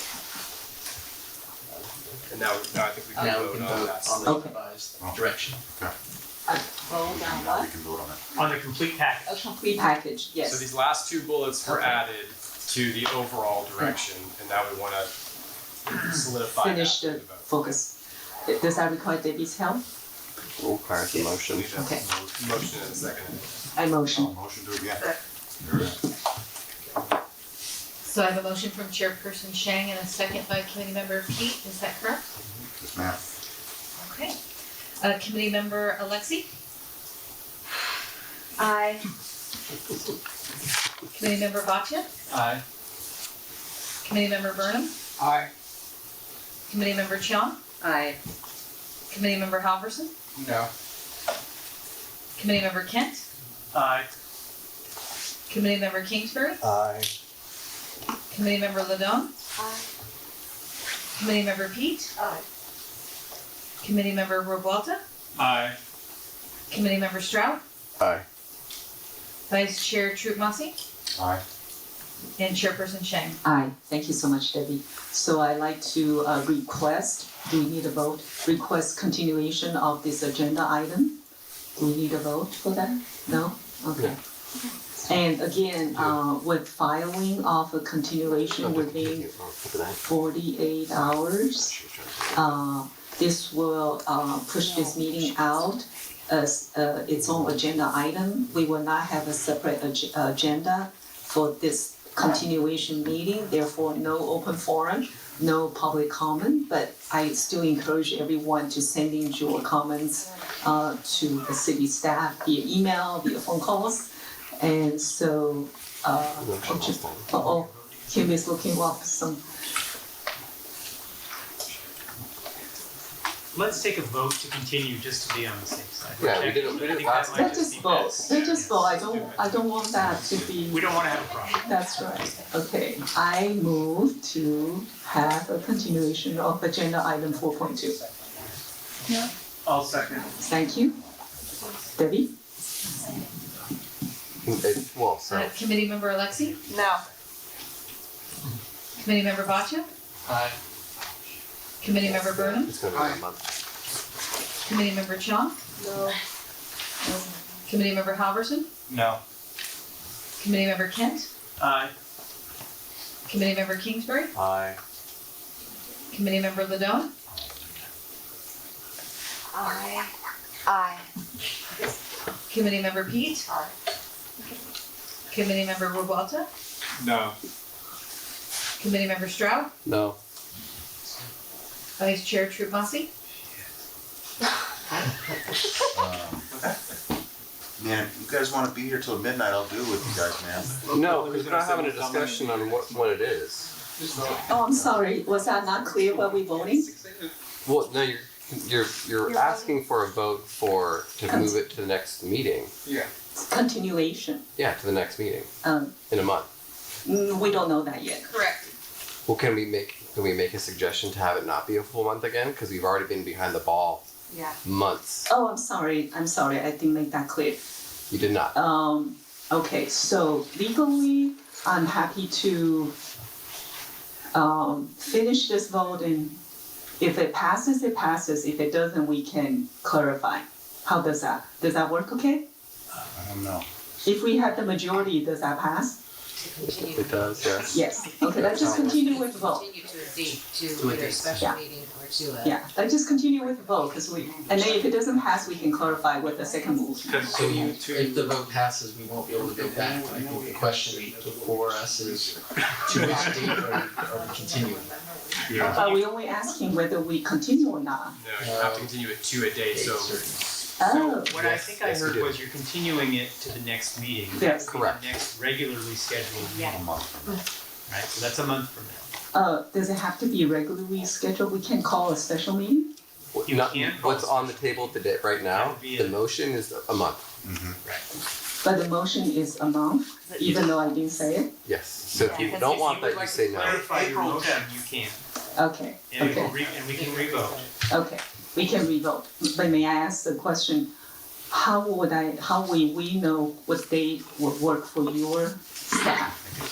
I think We would have to poll you all and And we've tried polling you before. We've tried polling you before to identify dates, and we never get the full committee when we poll you for a special date. So that's one thing to take into consideration. But if you want to have us continue to a special date, we will identify a series of dates. We will poll you all and identify the date where the most people are able to join, and we would select that date. Is it okay with you if we do it the next meeting, regularly scheduled? That's up to the committee. But I mean, From our perspective, it's okay. why don't we just stay with a month from now? Okay. Okay, pardon me, let me just clarify, I wanna do it right. So, so there are concerns whether a month is too long, and I can see that. But now the project team is saying, a month is okay. So I would like to understand what is considered okay and not okay. Can I make a point of order? We have an open motion that we need to finish the vote for. Yeah. Jeremy? Well, wait. Except the maker of the motion can Rescind it. I can rescind? If you want. Oh. But you have to do that. So you have to say, I rescind the motion. do you want to rescind it and get some more Okay, information? before I make another hasty declaration, let me understand what we're doing. So I do appreciate we need to have a date, whether or not it's gonna have the full committee, we don't know. We could just say a month from now, assuming that timeline is flexible and acceptable to everyone. Can I ask whether that timeline is acceptable and optimal to everyone? I would suggest at this point that you rescind the motion, and you can make a new motion in a few moments after we've had a bit of conversation. Let me just resend my motion so we can clarify what we voted And on. Andy had a clarification. So we did poll the committee last week, and many of you, I think, were available next Wednesday. It's March 20th, and this room was also available, so that is a date, that's an option for the committee to make a motion to recommend continuing to that date. And the reason whether that date is better than a month from now is, of course, we can accelerate the progress. Right? Correct. It's still. It's fresh, and then, so I think please consider that, with your schedule a month from now, a week from now. And so I'm gonna, just for the sake of expediency, I'm gonna move for a continuation a week from today, the 20th, with the support of the project team and support of a committee member. And I move that. Seconded. Okay, thank you. Okay. Let me restate the motion. We have a second, so that is all clear. We will request continuation and come back in a week. Finish item 20th to finish 4.2. And I really appreciate your patience. I'm not, okay, Alan? So I just wanna, so if you vote yes, then we have a continuation next week. If the no votes win, what happens? Does that mean? We do it. Does that mean we continue on till? It's done tonight. Tonight. Okay. Well, Because no, there's a third possibility is that we adjourn and we start all over in another meeting. I don't think anybody wants to do that. I just wanna make sure that it's clear that. You see, this is why we are asking for continuation. We're starting to lose our mind. You've got a few options available to you. One is, you're gonna take the vote. If you vote in favor, we'll continue till next week. If that vote does not pass, somebody can make a different motion and suggest a different scenario. If none of the scenarios work, we can continue working until such time as the committee decides to try to vote again. Let me repeat my move, and let me, Asa, could you repeat your second? So you can ask, I move for the meeting to continue a week from today, March the 20th, to finish agenda item 4.2. I second. Thank you. May I ask Debbie to help us with the call? Okay, thank you. So the motion is to continue the meeting to March 20th at 7 p.m. Committee member Alexi? No. Committee member Bhatia? Aye. Committeemember Burnham. Aye. Committeemember Chiang. Aye. Committeemember Halverson. Aye. Committeemember Kent. Aye. Committeemember Kingsbury. Aye. Committeemember Ladone. No. Committeemember Pete. No. Committeemember Revuelta. Aye.